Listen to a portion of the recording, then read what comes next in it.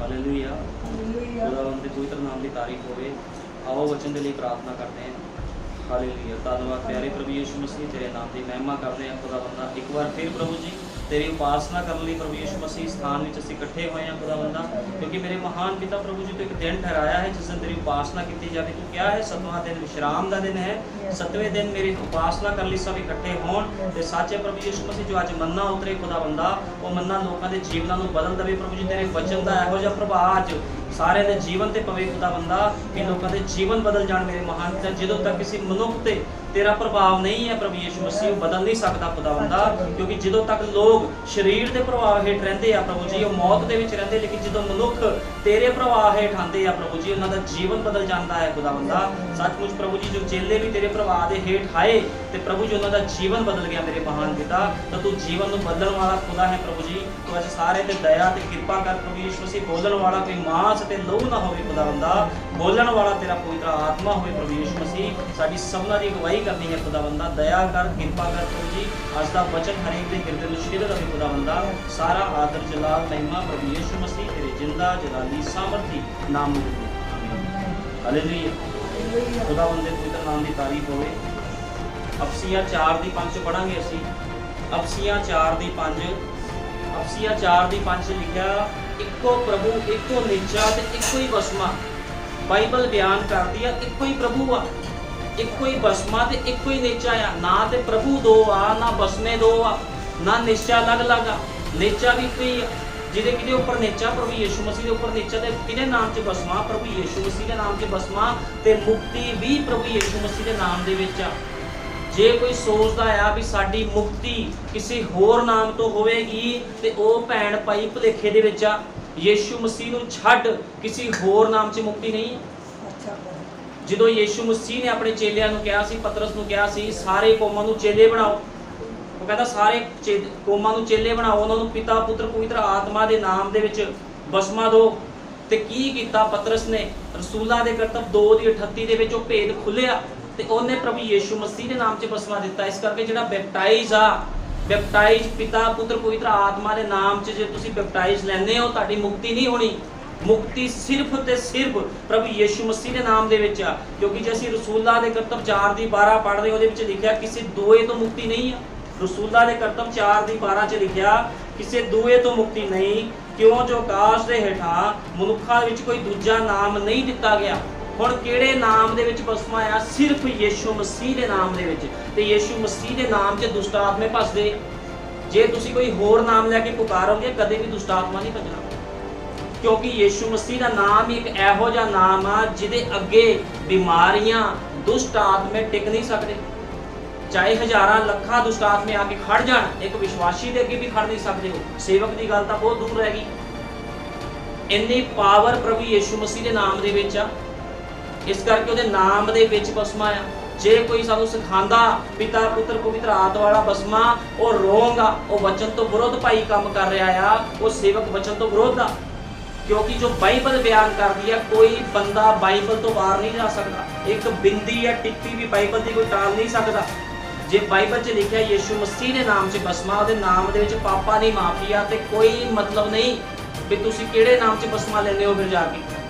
इस करके जो बाइबल बयान करती, बाइबल के नियम के अनुसार कानूनों के अनुसार ही एक भैन भाई को चलना चाहिए। लेकिन अज अस असीं देखते हैं भी जिहड़े लोग ने वो किन्हां दे प्रभाव हेठ आ। लोग मसीह के वचन के प्रभाव हेठ नहीं आ, लोग अपने आगुआं के प्रभाव हेठ आ, मनुखां के प्रभाव हेठ आ। लेकिन अज मनुखां नूं चाहिदा भी वचन का प्रभाव अपने उपर लवे, लेकिन लोग वचन का प्रभाव अपने उपर नहीं लैंदे। वो कहते जी सानू जो पास्टर ने सिखाता वो सही है, लेकिन जो वचन कहता आ ओदी असीं आग्याकारी करनी कि असीं पास्टर की आग्याकारी करनी है, किसी भैन भाई की आग्याकारी करनी है। अज असीं वेखदे आ मनुखां नूं, अज हर किस ते अलग अलग प्रभाव आ। बेटी का माँ के उपर प्रभाव आ, माँ का बेटी के उपर प्रभाव आ, पति का पत्नी उपर प्रभाव आ, हर किस का प्रभाव अलग अलग आ। लेकिन ये प्रभावां दे नाल तुसीं रैप्चर दे विच नहीं जा सकदे जदों तक तुहाडे ते मसीह का प्रभाव नहीं आंदा। क्योंकि हर मनुख एक दूजे के प्रभाव के हेठ आ। वो कहता भी ये रिश्तेदार मैनूं ज़्यादा प्यार करता, मैं इहदे प्रभाव हेठ रहना। मसीह का वचन चाहे फेल हो जाए, मसीह का वचन चाहे साडे जीवन च लागू होवे ना होवे, सानूं कोई मतलब नहीं है। ਇਹ ਕਿਹੜੇ ਲੋਕ ਆ ਜਿਹੜੇ ਮਸੀਹ ਦੇ ਵਚਨ ਨੂੰ ਪਿੱਛੇ ਕਰਦੇ ਆ। ਲੇਕਿਨ ਹਮੇਸ਼ਾ ਇੱਕ ਮਸੀਹ ਭੈਣ ਭਾਈ ਨੂੰ ਕਿਹਦੇ ਪ੍ਰਭਾਵ ਦੇ ਹੇਠ ਹੋਣਾ ਚਾਹੀਦਾ? ਪਵਿੱਤਰ ਆਤਮਾ ਦੇ ਪ੍ਰਭਾਵ ਦੇ ਹੇਠ ਹੋਣਾ ਚਾਹੀਦਾ। ਜਦੋਂ ਤੱਕ ਕੋਈ ਮਨੁੱਖ ਪਵਿੱਤਰ ਆਤਮਾ ਦੇ ਪ੍ਰਭਾਵ ਦੇ ਹੇਠ ਨਹੀਂ ਆਂਦਾ, ਨਾ ਤਾਂ ਉਹਦਾ ਜੀਵਨ ਬਦਲਣਾ ਆ, ਨਾ ਉਹਦੀ ਮੁਕਤੀ ਹੋਣੀ, ਕਿਉਂਕਿ ਪ੍ਰਭਾਵ ਚਾਹੀਦਾ ਆ ਵਚਨ ਦਾ। ਜਦੋਂ ਇਬਰਾਹਿਮ ਆਪਣਾ ਘਰ-ਬਾਰ ਛੱਡ ਕੇ ਗਿਆ ਸੀਗਾ, ਉਹਨੇ ਸਭ ਕੁਝ ਤਿਆਗਤਾ, ਤੇ ਉੱਤੇ ਕਿਹਦਾ ਪ੍ਰਭਾਵ ਸੀਗਾ? ਉਹਦੇ ਉੱਪਰ ਪਵਿੱਤਰ ਆਤਮਾ ਦਾ ਪ੍ਰਭਾਵ ਸੀ। ਜੋ ਉਹਨੂੰ ਕਿਹਾ ਜਾਂਦਾ ਸੀ ਉਹ ਉਹੀ ਕਰਦਾ ਸੀਗਾ। ਲੇਕਿਨ ਜਿਹੜਾ ਇਬਰਾਹਿਮ ਦਾ ਭਤੀਜਾ ਲੂਤ ਸੀਗਾ, ਉਹਦੇ ਉੱਪਰ ਮਸੀਹ ਦਾ ਪ੍ਰਭਾਵ ਨਹੀਂ ਸੀਗਾ। ਇਸ ਕਰਕੇ ਉਹ ਇਬਰਾਹਿਮ ਤੋਂ ਅੱਡ ਹੋ ਗਿਆ। ਤੁਹਾਨੂੰ ਮੈਂ ਦੱਸਣਾ ਚਾਹੁੰਦਾ, ਸਰੀਰਕ ਮਨੁੱਖ ਆਤਮਿਕ ਮਨੁੱਖ ਇਕੱਠੇ ਨਹੀਂ ਰਹਿ ਸਕਦੇ, ਉਹਨਾਂ ਨੇ ਅਲੱਗ-ਅਲੱਗ ਹੋਣਾ ਹੈ। ਸਰੀਰਕ ਮਨੁੱਖ ਨਾਲ ਰਹਿ ਸਕਦਾ, ਕਿਉਂਕਿ ਸਰੀਰ ਦਾ ਮਨੁੱਖ ਕੀ ਕਰਦਾ? ਤੇ ਸਰੀਰ ਦਾ ਪ੍ਰਭਾਵ ਹੁੰਦਾ, ਉਹਨੇ ਸਰੀਰ ਦੀ ਗੱਲਾਂ ਕਰਨੀਆਂ। ਵਚਨ ਤੋਂ ਆਪਾਂ ਕੀ ਲੈਣਾ? ਜੇ ਆਪਾਂ ਸਭ ਕੁਝ ਤਿਆਗਤਾ, ਐਂਡ ਟਾਈਮ ਮੈਸੇਜ ਦੇ ਚਰਚ ਜਾ ਕੇ ਅਸੀਂ ਜੀਵਨ ਕਿੱਦਾਂ ਦਾ ਗੁਜ਼ਾਰਾਂਗੇ, ਸਾਡੇ ਬੱਚਿਆਂ ਦੇ ਵਿਆਹ ਕਿੱਦਾਂ ਹੋਣਗੇ, ਅਸੀਂ ਰੀਤੀ ਰਿਵਾਜ ਮਨਾਣੇ, ਇਹ ਕਿਹੜਾ ਪ੍ਰਭਾਵ ਆ? ਇਹ ਸਰੀਰ ਦਾ ਪ੍ਰਭਾਵ ਆ। ਲੇਕਿਨ ਜਿਹੜੇ ਲੋਕ ਆਤਮਾ ਦੇ ਵਿੱਚ ਚੱਲਦੇ ਆ, ਉਹਨਾਂ ਦੇ ਅੰਦਰ ਆਤਮਾ ਦਾ ਪ੍ਰਭਾਵ ਹੁੰਦਾ। ਉਹ ਕਹਿੰਦੇ ਸਾਨੂੰ ਸਰੀਰਕ ਵਿਸ਼ਿਆਂ ਦੇ ਨਾਲ ਕੋਈ ਮਤਲਬ ਨਹੀਂ, ਅਸੀਂ ਪਵਿੱਤਰ ਆਤਮਾ ਦੇ ਪ੍ਰਭਾਵ ਦੇ ਅੰਦਰ ਜੀਵਨ ਬਤੀਤ ਕਰਾਂਗੇ। ਜਿਹੜਾ ਮਨੁੱਖ ਪਵਿੱਤਰ ਆਤਮਾ ਦੇ ਪ੍ਰਭਾਵ ਦੇ ਅੰਦਰ ਜੀਵਨ ਬਤੀਤ ਕਰਦਾ, ਉਹਨੂੰ ਮਸੀਹ ਕਿਹਾ ਜਾਂਦਾ ਹੈ। ਅੱਜ ਹਰ ਕੋਈ ਬੰਦਾ ਕਹਿੰਦਾ ਮੈਂ ਮਸੀਹ ਆ, ਮੈਂ ਕ੍ਰਿਸਚਨ ਆ, ਮੈਂ ਵਿਸ਼ਵਾਸੀ ਆ। ਜਿਹਦਾ ਵਿਸ਼ਵਾਸ ਦੀ ਪਰਖ ਹੁੰਦੀ, ਤੁਸੀਂ ਫੇਲ ਹੋ ਗਏ, ਚਾਹੇ ਤੁਸੀਂ ਐਂਡ ਟਾਈਮ ਮੈਸੇਜ ਦੇ ਚਰਚ ਜਾਂਦੇ ਹੋ, ਜਿੱਥੇ ਮਰਜ਼ੀ ਜਾਂਦੇ ਹੋ, ਇਹਦਾ ਕੋਈ ਮਤਲਬ ਨਹੀਂ ਆ। ਜੇ ਤੁਸੀਂ ਰੋਟੀ ਦੇ ਘਰ ਦੇ ਵਿੱਚ ਆਏ ਹੋ, ਬੈਤਲਹਿਮ ਦੇ ਵਿੱਚ ਯਿਸੂ ਮਸੀਹ ਪੈਦਾ ਹੋਇਆ। ਬੈਤਲਹਿਮ ਦਾ ਮਤਲਬ ਹੁੰਦਾ ਰੋਟੀ ਦਾ ਘਰ। ਅੱਜ ਤੁਸੀਂ ਕਿੱਥੇ ਬੈਠੇ ਹੋ? ਰੋਟੀ ਦੇ ਘਰ ਦੇ ਅੰਦਰ ਤੁਸੀਂ ਬੈਠੇ। ਇੱਥੇ ਕੀ ਹੈ? ਵਚਨ ਦੀ ਰੋਟੀ ਤੁਹਾਨੂੰ ਮਿਲ ਰਹੀ ਹੈ। ਜਿੱਦਾਂ ਸਰੀਰ ਦੀ ਰੋਟੀ ਹੁੰਦੀ, ਵਚਨ ਦੀ ਵੀ ਰੋਟੀ ਹੁੰਦੀ ਆ। ਲੇਕਿਨ ਵਚਨ ਦੀ ਰੋਟੀ ਦੇ ਘਰ ਵਿੱਚ ਆ ਕੇ ਤੁਸੀਂ ਉਸ ਰੋਟੀ ਨੂੰ ਖਾ ਨਹੀਂ ਰਹੇ, ਸਿਰਫ ਉਹਦੇ ਵੱਲ ਵੇਖ ਰਹੇ ਹੋ, ਤਾਂ ਤੁਹਾਡਾ ਜੀਵਨ ਨਹੀਂ ਬਦਲਣਾ। ਕਿਉਂਕਿ ਬਾਈਬਲ ਬਿਆਨ ਕਰਦੀ, ਯਿਸੂ ਮਸੀਹ ਨੇ ਕਿਹਾ ਮੇਰੇ ਵਚਨ ਨੂੰ ਖਾਣਾ ਪੈਣਾ ਹੈ। ਲੋਕੀ ਵੇਖ ਕੇ ਚਲ ਜਾਂਦੇ, ਕਹਿੰਦੇ ਖਾਣਾ ਬੜਾ ਔਖਾ ਹੈ।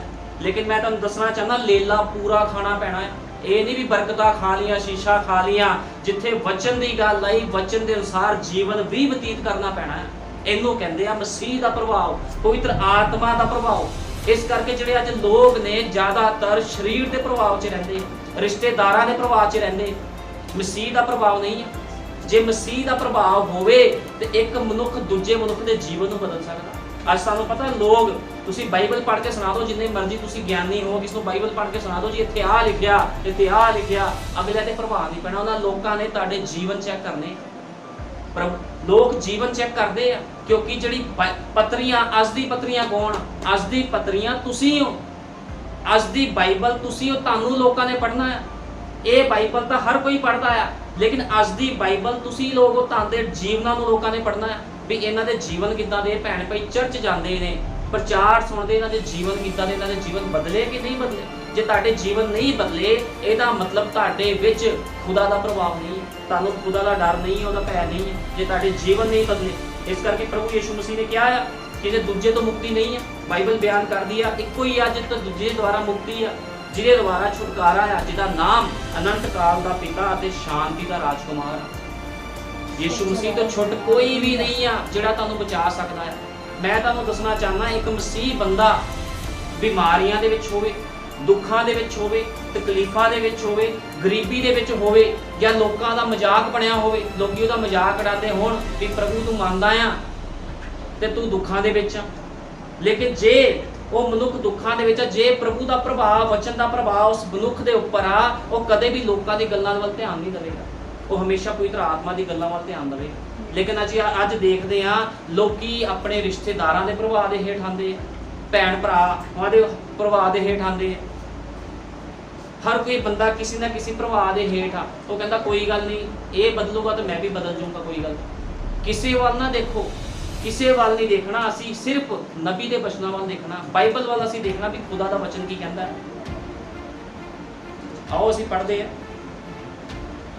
ਨਬੀ ਦੇ ਹਵਾਲੇ 'ਚ ਅਸੀਂ ਪੜਾਂਗੇ। ਬਾਈਬਲ ਨੇ ਆਖਿਆ ਹੈ ਕਿ ਉਸ ਦਿਨ ਸਭ ਕੁਝ ਇੰਨਾ ਮਹਾਨ ਹੋਵੇਗਾ ਕਿ ਜੋ ਉੱਚਾ ਹੈ ਨੀਵਾਂ ਕੀਤਾ ਜਾਵੇਗਾ, ਤੇ ਜੋ ਨੀਵਾਂ ਹੈ ਉਹ ਉੱਚਾ ਕੀਤਾ ਜਾਵੇਗਾ। ਜੀ ਹਾਂ ਸ਼੍ਰੀਮਾਨ, ਅਤੇ ਜਿਹੜਾ ਖੁਰਦਰਾ ਹੈ ਉਹ ਪੱਧਰਾ ਕੀਤਾ ਜਾਵੇਗਾ। ਨਬੀ ਨੇ ਕਿਹਾ ਕੁਝ ਵੀ ਵਿੰਗ ਤੜਿੰਗ ਨਹੀਂ ਰਹਿਣਾ।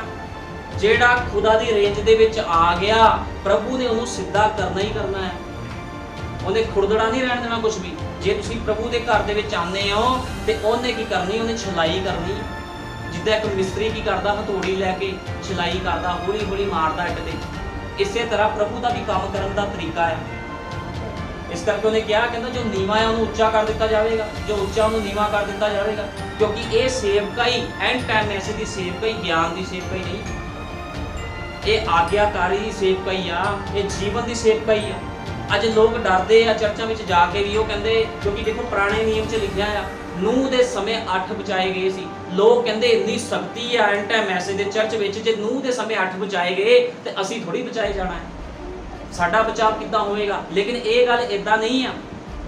ਇਹਨੂੰ ਨਬੀ ਨੇ ਕਿਸ ਤਰ੍ਹਾਂ ਸਮਝਾਇਆ, ਨਬੀ ਨੇ ਇਹਨੂੰ ਸਮਝਾਇਆ, ਕਹਿੰਦਾ ਮੈਂ ਉੱਥੇ ਲੋਕਾਂ ਨੂੰ ਵੇਖਦੇ ਹੋਏ ਕਲਪਨਾ ਕਰ ਸਕਦਾ ਹਾਂ, ਮੈਂ ਸੋਚ ਸਕਦਾ ਹਾਂ ਕਿ ਯਹੂਨਾ ਜਾਂ ਮਸੀਹ ਦੇ ਅੱਗੇ ਚੱਲਣ ਵਾਲਾ ਦੂਤ ਬਾਹਰ ਨਿਕਲ ਕੇ ਆਉਂਦਾ ਹੈ ਅਤੇ ਉਹ ਸਾਰੀਆਂ ਮਾਰੂਥਲ ਥਾਵਾਂ ਨੂੰ ਪੱਧਰਾ ਕਰਦਾ ਹੈ ਅਤੇ ਉਹਨਾਂ ਵਿੱਚ ਫਿਰ ਘਾਹ ਉਗਾ ਦਿੰਦਾ ਹੈ।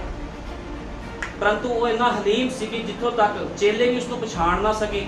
ਕਹਿੰਦਾ ਲਿਖਤਾਂ ਕਿਉਂ ਆਖਦੀਆਂ ਹਨ ਕਿ ਤੂੰ ਉੱਥੇ ਕੁਰਬਾਨ ਹੋਣ ਲਈ ਜਾ ਰਿਹਾ ਹੈ, ਪਰੰਤੂ ਲਿਖਤਾਂ ਕਿਉਂ ਆਖਦੀਆਂ ਹਨ ਕਿ ਏਲੀਆ ਦਾ ਆਣਾ ਪਹਿਲਾਂ ਹੈ। ਹੁਣ ਜਿਹੜੇ ਯੀਸ਼ੂ ਮਸੀਹ ਦੇ ਸਮੇਂ, ਜਦੋਂ ਯੀਸ਼ੂ ਮਸੀਹ ਧਰਤੀ ਤੇ ਸੀਗਾ, ਉਹਦਾ ਪ੍ਰਭਾਵ ਜਿਨ੍ਹਾਂ ਲੋਕਾਂ ਤੇ ਸੀ ਉਹਨਾਂ ਨੇ ਪਛਾਣਿਆ, ਜਿਨ੍ਹਾਂ ਦੇ ਉੱਪਰ ਪ੍ਰਭਾਵ ਨਹੀਂ ਸੀ ਉਹਨਾਂ ਲੋਕਾਂ ਨੇ ਪਛਾਣਿਆ ਨਹੀਂ। ਹੁਣ ਉਹਨੂੰ ਕਹਿੰਦੇ ਸੀ ਵੀ ਵਚਨ 'ਚ ਤਾਂ ਲਿਖਿਆ ਵੀ ਯੀਸ਼ੂ ਮਸੀਹ ਦੇ ਆਉਣ ਤੋਂ ਪਹਿਲਾਂ ਏਲੀਆ ਨਬੀ ਨੇ ਆਣਾ, ਤੇ ਹੁਣ ਏਲੀਆ ਨਬੀ ਨੂੰ ਵੀ ਲੋਕ ਪਛਾਣ ਨਹੀਂ ਪਾਏ। ਕਿਉਂ ਨਹੀਂ ਪਛਾਣ ਪਾਏ? ਕਿਉਂਕਿ ਵਚਨ ਦਾ ਪ੍ਰਭਾਵ ਉਹਨਾਂ ਦੇ ਜੀਵਨਾਂ ਉੱਪਰ ਨਹੀਂ ਸੀਗਾ। ਲੇਕਿਨ ਕਿਹਨੇ ਪਛਾਣਿਆ? ਯੀਸ਼ੂ ਮਸੀਹ ਨੂੰ। ਤੇ ਯੀਸ਼ੂ ਮਸੀਹ ਨੇ ਉਹਨੂੰ ਪਛਾਣਿਆ ਵੀ ਇਹ ਏਲੀਆ ਆ, ਕਿਉਂਕਿ ਵਚਨ ਦੀ ਪਛਾਣ ਕਰਦਾ ਆ।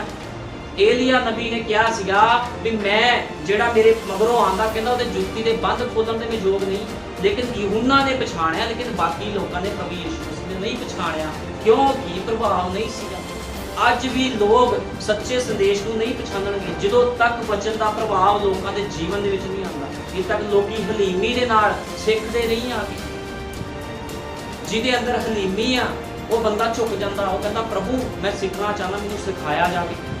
ਲੇਕਿਨ ਉਸ ਸਮੇਂ ਯੀਸ਼ੂ ਮਸੀਹ ਦੇ ਸਮੇਂ ਕੋਈ ਵੀ ਪ੍ਰਭੂ ਦੇ ਕੋਲ ਸਿੱਖਣਾ ਨਹੀਂ ਚਾਹੁੰਦਾ ਸੀ।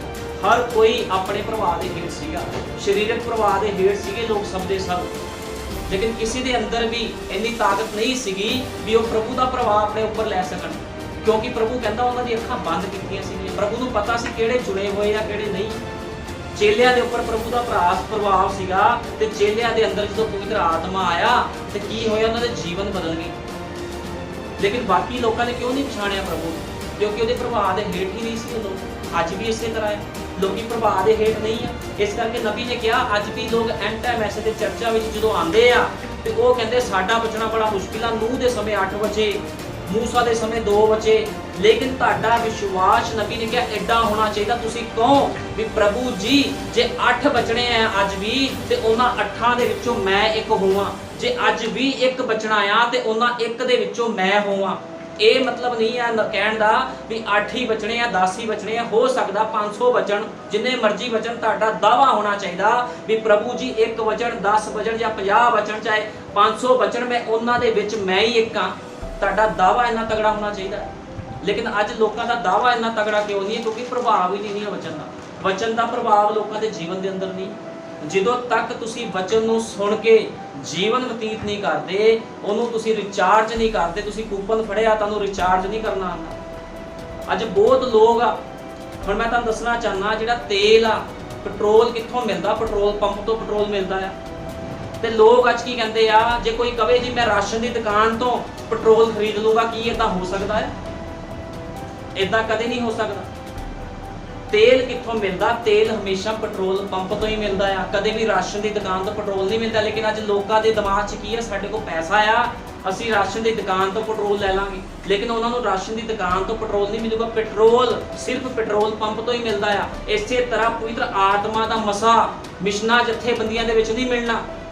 ਜਿੰਨੇ ਡਿਨੋਮੀਨੇਸ਼ਨ ਚਰਚ ਨੇ ਇਹਨਾਂ ਦੇ ਵਿੱਚ ਉਹ ਮਸਾ, ਉਹ ਤੇਲ ਨਹੀਂ ਮਿਲਣਾ, ਕਿਉਂਕਿ ਇਹ ਦੁਕਾਨਾਂ ਕਿਹੜੀਆਂ ਆ? ਇਹ ਰਾਸ਼ਨ ਦੀ ਦੁਕਾਨਾਂ ਨੇ, ਇਹ ਬਿਜ਼ਨਸ ਕਰਦੇ ਨੇ ਲੋਕ। ਲੇਕਿਨ ਉਹ ਤੇਲ, ਉਹ ਮਸਾ ਕਿੱਥੋਂ ਮਿਲਣਾ? ਪਵਿੱਤਰ ਆਤਮਾ ਦੇ ਕੋਲੋਂ। ਜਦੋਂ ਤੁਸੀਂ ਉਸ ਮਸਾ ਕੀਤੇ ਹੋਏ ਚਰਚ ਵਿੱਚ ਜਾਓਗੇ, ਦੁਲਹਨ ਦੇ ਚਰਚ ਵਿੱਚ ਜਾਓਗੇ, ਲਾੜੀ ਦੇ ਚਰਚ ਵਿੱਚ ਜਾਓਗੇ, ਤਾਂ ਤੁਹਾਨੂੰ ਉਹ ਤੇਲ ਮਿਲਣਾ ਆ। ਉਦੋਂ ਤੱਕ ਤੇਲ ਨਹੀਂ ਮਿਲਣਾ। ਇਸ ਕਰਕੇ ਅੱਜ ਲੋਕਾਂ ਨੂੰ ਸਮਝ ਨਹੀਂ ਆ ਵੀ ਕਿਹਦਾ ਪ੍ਰਭਾਵ ਆਪਣੇ ਉੱਪਰ ਲੈਣਾ। ਲੋਕੀ ਸਰੀਰ ਦਾ ਪ੍ਰਭਾਵ ਆਪਣੇ ਉੱਪਰ ਲਈ ਜਾਂਦੇ।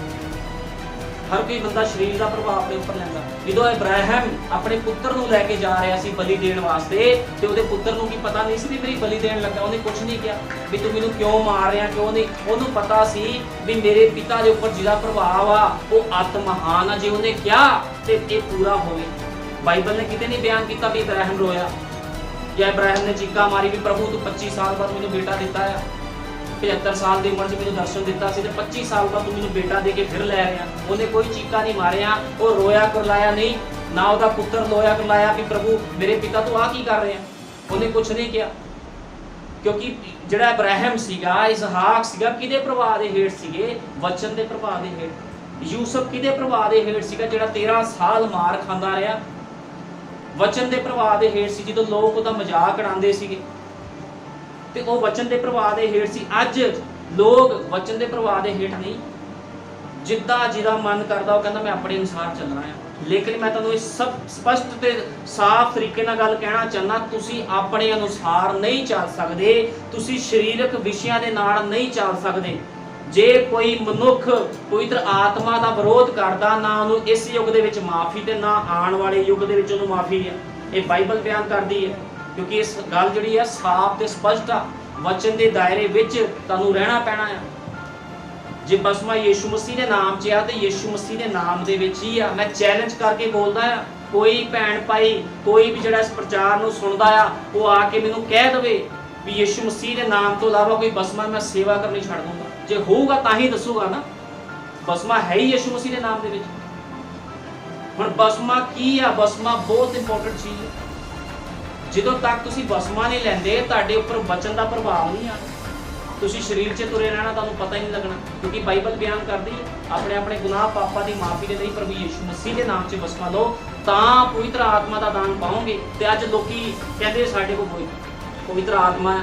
जे तुहाडे कोल पवित्र आत्मा आ, जे तुसीं गैर भाषा बोलदे, तुहाडे जीवन नहीं बदले, तुहाडे कपड़े पाउण दे तौर तरीके क्यों नहीं बदले? पवित्र आत्मा ने तुहानूं टीवी भी दिखाती आके, ये किहड़ी पवित्र आत्मा है? क्यों? प्रभाव नहीं है ना वचन का। जब तक वचन का प्रभाव नहीं तो आग्याकारी नहीं करनी, बसमा नहीं लेना किसी मनुख ने, उन्हें समझ नहीं लगनी। ये बाइबल लोगों के उपरों लंघ जानी है। अज लोग की करते किनारे ते खड़े हुए, क्योंकि बाइबल एक समुंदर आ।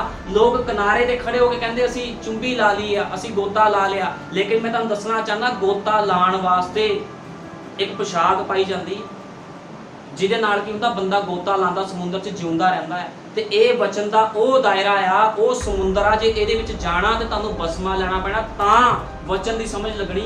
अदरवाइज किसी मनुख नूं भैण भाई नूं वचन की समझ नहीं लगनी। भावें 50 साल बाइबल पढ़ ले, मैं ठोक के दावा करके बोलदा 100 साल तक बाइबल पढ़ लो, तुहानूं पता ही नहीं लगना यीशु मसीह कौन आ ते किद्दां काम करदा है। हुण प्रभाव किहदा होना चाहिए? वचन का। जदों तक कोई मनुख वचन का प्रभाव नहीं पांदा अपने उपर, वो इहदी ढंगियाई दे विच जा नहीं सकदा। इस करके नबी ने कहा, भाई ब्रैनम ने कहा, ढंगियाई ढंगियाई नूं पुकारदी आ। जिहदे अंदर ढंगियाई होगी वो दूजी ढंगियाई नूं की करदा? पछाण लैंदा है। हुण जे कोई मनुख किनारे ते खड़ा आ, ढंगियाई दा उहनूं पता ही नहीं गा। किनारे ते खड़े हुए मनुख किहड़े हुंदे आ? सरहदी, ना इधर दे ना उधर दे। प्रभु नूं भी मान लिया, संसार 'च भी चले गए। ਇਹੋ ਜਿਹੇ ਲੋਕਾਂ ਨੂੰ ਪ੍ਰਭੂ ਨਹੀਂ ਪਸੰਦ ਕਰਦਾ। ਇਸ ਕਰਕੇ ਹਮੇਸ਼ਾ ਵਚਨ ਦੇ ਪ੍ਰਭਾਵ ਦੇ ਹੇਠ ਰਹੋ। ਅਤੇ ਬਾਈਬਲ ਬਿਆਨ ਕਰਦੀ ਹੈ, ਲੂਕਾ ਦੇ ਵਿੱਚ ਲਿਖਿਆ, ਲੂਕਾ 12 ਦੀ 10 'ਚ ਲਿਖਿਆ, ਅਤੇ ਜੋ ਕੋਈ ਮਨੁੱਖ ਦੇ ਪੁੱਤਰ ਦੇ ਵਿਰੁੱਧ ਗੱਲ ਕਰੇ ਉਸ ਨੂੰ ਮਾਫ ਕੀਤਾ ਜਾਵੇਗਾ। ਬਾਈਬਲ ਬਿਆਨ ਕਰਦੀ, ਜੋ ਕੋਈ ਮਨੁੱਖ ਦੇ ਪੁੱਤਰ, ਜਦੋਂ ਯੀਸ਼ੂ ਮਸੀਹ ਧਰਤੀ ਤੇ ਸੇਵਾ ਕਰ ਰਹੇ ਸੀ, ਉਹ ਕਹਿੰਦਾ ਸੀ ਮਨੁੱਖ ਦੇ ਪੁੱਤਰ, ਉਹ ਆਪਣੇ ਆਪ ਨੂੰ ਕਹਿ ਰਿਹਾ ਸੀ ਵੀ ਮੈਨੂੰ ਤੁਸੀਂ ਜੋ ਮਰਜ਼ੀ ਕਹਿ ਲਓ, ਤੁਹਾਨੂੰ ਮਾਫ ਕੀਤਾ ਜਾਵੇਗਾ। ਜੋ ਪਵਿੱਤਰ ਆਤਮਾ ਦੇ ਵਿਰੁੱਧ ਕੁਫਰ ਬਕੇ ਉਸ ਨੂੰ ਮਾਫ ਨਾ ਕੀਤਾ ਜਾਵੇਗਾ। ਜਾਂ ਤੁਹਾਨੂੰ ਸਮਾਜਾਂ ਅਤੇ ਸਰਦਾਰਾਂ ਅਤੇ ਹਾਕਮਾਂ ਦੇ ਅੱਗੇ ਲੈ ਜਾਣ ਤਾਂ ਚਿੰਤਾ ਨਾ ਕਰੋ, ਅਸੀਂ ਕਿੱਥੋਂ ਜਾਂ ਕੀ ਬੋਲੀਏ, ਕਹਿੰਦਾ ਕੀ ਆਖੀਏ, ਕਿਉਂਕਿ ਪਵਿੱਤਰ ਆਤਮਾ ਉਸੇ ਘੜੀ ਤੁਹਾਨੂੰ ਸਿਖਾਵੇਗਾ ਭਈ ਕੀ ਕਹਿਣਾ ਚਾਹੀਦਾ ਹੈ। और ਜਿਹੜਾ ਮਨੁੱਖ ਪ੍ਰਭਾਵ ਦੇ ਹੇਠ ਰਹਿੰਦਾ ਉਹਨੂੰ ਡਰਨ ਦੀ ਲੋੜ ਨਹੀਂ ਆ। ਚਾਹੇ ਉਹ ਅਨਪੜ੍ਹ ਹੋਵੇ, ਚਾਹੇ ਉਹਨੇ ਕਦੇ ਬਾਈਬਲ ਦੇ ਇੱਕ ਪੰਨਾ ਨਾ ਪੜਿਆ ਹੋਵੇ, ਪਵਿੱਤਰ ਆਤਮਾ ਦੱਸੂਗਾ ਵੀ ਤੁਸੀਂ ਕਿਹੜੇ ਮਨੁੱਖ ਨੂੰ ਕੀ ਬੋਲਣਾ ਹੈ। ਕਿਉਂਕਿ ਇਹ ਸੇਵਕਾਈ ਪੜ੍ਹੇ ਲਿਖਿਆਂ ਦੀ ਨਹੀਂ ਵੀ ਡਿਗਰੀਆਂ ਕਰਨੀਆਂ, ਡਿਪਲੋਮੇ ਕਰ ਲਏ ਜੀ, 12 ਪੜ੍ਹਿਆ ਬੰਦਾ ਸੇਵਕਾਈ 'ਚ ਆ ਸਕਦਾ, ਵਿਸ਼ਵਾਸੀ ਬਣ ਸਕਦਾ। ਇਹ ਸੇਵਕਾਈ ਉਹਨਾਂ ਲੋਕਾਂ ਦੀ ਹੈ ਜਿਹੜੇ ਝੁਕਦੇ ਆ ਵਚਨ ਦੇ, ਜਿਹੜੇ ਪ੍ਰਭਾਵ ਮੰਗਦੇ। ਪ੍ਰਭੂ ਜੀ ਅਸੀਂ ਸਾਨੂੰ ਤੇਰਾ ਪ੍ਰਭਾਵ ਚਾਹੀਦਾ। प्रभु ਨੂੰ पढ़े लिखे आ, अनपढ़ लोगों के नाल कोई मतलब नहीं। प्रभु तो उन्होंने लोगों को चुन लेंदा जिहड़े लोग उहदे अगे झुक जाते आके, क्योंकि खुदा की करदा वो हलीम सीगा ते वो हलीम लोगों को हमेशा पसंद करदा है। ते नबी ने कहा जो रैप्चर की गल हुंदी आ ते लोग कह देंगे भी बहुत औखा रैप्चर, किद्दां बचांगे असीं। तुसीं दावा करो भी प्रभु असीं तेरे वचन के अनुसार जीवन बतीत करते हैं, जे एक दा रैप्चर होएगा तो वो एक दे विच मैं होवांगा, मैं होवांगी। तुहाडा दावा इन्ना वो होना चाहिए, इन्ना परफेक्ट तुहाडा दावा होना चाहिए। इसदा मतलब ये नहीं है नबी ने कहा भी जे 8 कहता भी 8 बचे सी अज भी 8 ही बचणगे, भावें वो तो एक एग्जाम्पल दिता गया है भी तुहाडा दावा इन्ना क तगड़ा होना चाहिए। जे प्रभु जी 500 ही बचना जे रैप्चर दे विच ते उन्हां दे विचों मैं एक होवांगा, मैं एक होवांगी, ये तुहाडा होना चाहिए दावा। हुण ये थोड़ी भी इत्थे मैं प्रचार कर रहा ते प्रभु ने कहा जी मैं 2 ही चकने आ इस चर्च दे विचों ते ये तां इहने चक्के जाना, जिहड़ा भाई प्रचार कर रहा ये चक्के जाऊगा, इदां नहीं आ। नबी कहता तुहाडा दावा होना चाहिए कि प्रभु जी भावें एक होवे भावें 1000 होण, उन्हां दे विच मैं होवां, मैं उन्हां दे विच शामिल हाँ। तुहाडा दावा इन्ना क मजबूती वाला होना चाहिए, क्योंकि दावा करना पैंदा है। जे असीं शैतान नाल जंग लड़नी आ, बीमारी नाल जंग लड़नी है, तुहानूं कहना पवेगा भी तेरा बीमारी मेरे ते कोई इख्तियार नहीं है, मेरे लिए तो यीशु मसीह ने लहू बहाया। दावा करना पैना, उस प्रभाव नूं उपर लैना पैना। इस करके की आ अज तुहानूं वचन का प्रभाव तुहाडे उपर होना चाहिए। कदे भी कोई मनुख किसी का प्रभाव ना लवे, किसी मनुख का प्रभाव ना लो। अज मैं देखदा जे कोई भैन भाई किसी गलत बंदे नाल संगति करदा ते उहदा ही प्रभाव लै लैंदा है। उन्होंने ये नहीं पता होंदा भी मैं वचन के प्रभाव के हेठ चलना, क्योंकि शरीरक मनुख की करता, शरीरक सोचा ना सोचता। जो पतरस प्रभु यीशु मसीह के कोल गया, प्रभु ने उन्हें अपने बारे दस्सिया भी पतरस मैं तो फलाया जाना है, तो वह की कहता प्रभु जी तेरे नाल इदां कदे ना होवे। हुण पतरस शरीर दे विच गल करदा सीगा, प्रभु का प्रभाव उहदे उपर पूरी तरह नहीं सीगा, लेकिन प्रभाव कदों आना सी जो यीशु मसीह ने चले जाना सी, पवित्र आत्मा के रूप च आना सी, फिर प्रभाव पैना सीगा। लेकिन उस तो पहले उन्हें की प्रभु ने कहा प्रभु तेरे नाल इदां कदे ना होवे। हुण वो की कर रहा सीगा, शरीरक मनुख आत्मिक काम दे विच विघन पा रहा सीगा। हुण जिहड़े शरीरक मनुख हुंदे उन्हां नूं शरीर नाल सोचना हुंदा है, ओहो ये वचन दे विच किते मरना चाहिए, किते असीं किसी वास्ते भूत कड्ढीए ते किते सानू ना चिपड़ जावे या साडे ते मुसीबत। ये शरीरक मनुख इहो जी गल्लां सोचदे, लेकिन प्रभु ने की कहा, कहंदा शैतान मेरे तो पिछे हट। हुण जिहड़ा पतरस सी वो शरीर दे विच सीगा, इस करके तो शैतान कहा जे कोई मनुख शरीर दे विच हो के एंटा मैसेज दी सेवकाई नूं वेखदा आ ते वो बंदा शैतान आ। फिर जे वो शरीरक गल्लां सोचदा है भी किद्दां होवेगा, बाइबल च तां लिखिआ भी दुख भोगना पैना है। जे तुसीं धरती ते दुख भोग भी लिया तो फिर की हो जाऊगा, वधिया ही गल आ, खुदा दे कोल तो चल जाओगे। जे सुख भोग के भी खुदा दे कोल ना गए तो फायदा की है। जे अज असीं दुख भोग रहे हैं वचन दे विच, क्योंकि बाइबल बयान करदी जिन्ने लोग भगती करनगे यीशु मसीह तो दुख भोगणगे। जे तुसीं दुख भोग भी लओगे तो चिंता करने की कोई लोड़ ही नहीं, तुसीं जाना तो खुदा दे कोल ही आ, तुहाडे ते प्रभाव तो खुदा दा ही आ। जे शरीर से चलोगे तो प्रभाव काहदा रहना शरीर का, फिर खुदा दे कोल नहीं जाओ, क्योंकि प्रभु की करता शरीरक मनुखों को पसंद नहीं करता। इस करके उन्हें पतरस नूं झिड़किया सी, कहंदा पतरस शैतान मेरे तो पिछे हट। लेकिन वही पतरस जिन्हों प्रभु ने झिड़किया सी, जिन्हें प्रभु का 3 बार इनकार किया सी, वही पतरस कहता सी मैनूं पुट्ठी सलीम दित्ती जावे। क्योंकि उदों की होया जो पवित्र आत्मा अंदर आंदा आ तो पवित्र आत्मा अपना ही प्रभाव लैके आंदा ते शरीरक प्रभाव नूं की करदा पवित्र आत्मा बाहर कढ दिंदा है। इस करके हमेशा वचन का प्रभाव अपने उपर रखो।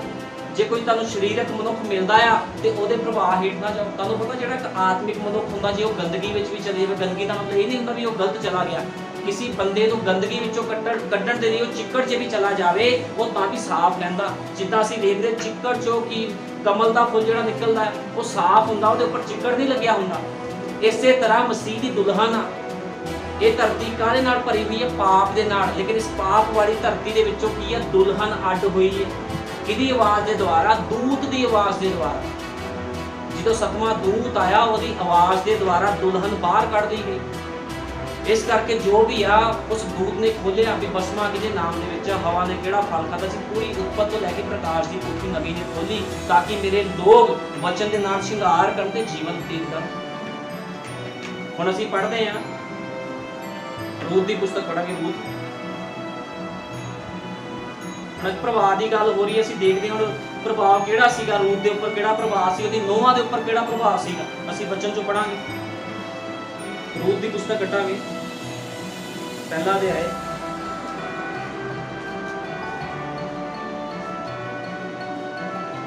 ਨਿਆਂਇਆਂ ਦੇ ਰਾਜ ਦੇ ਸਮੇਂ ਵਿੱਚ ਅਜਿਹਾ ਹੋਇਆ ਜੋ ਉਸ ਦੇਸ਼ ਵਿੱਚ ਕਾਲ ਪੈ ਗਿਆ ਅਤੇ ਬੈਤਲਹਿਮ ਯਹੂਦਾ ਦਾ ਇੱਕ ਮਨੁੱਖ ਆਪਣੀ ਤੀਵੀਂ ਅਤੇ ਦੋਹਾਂ ਪੁੱਤਰਾਂ ਸਣੇ ਮੁਆਬ ਦੇ ਦੇਸ਼ ਵਿੱਚ ਵਸਣ ਨੂੰ ਚਲਿਆ ਗਿਆ।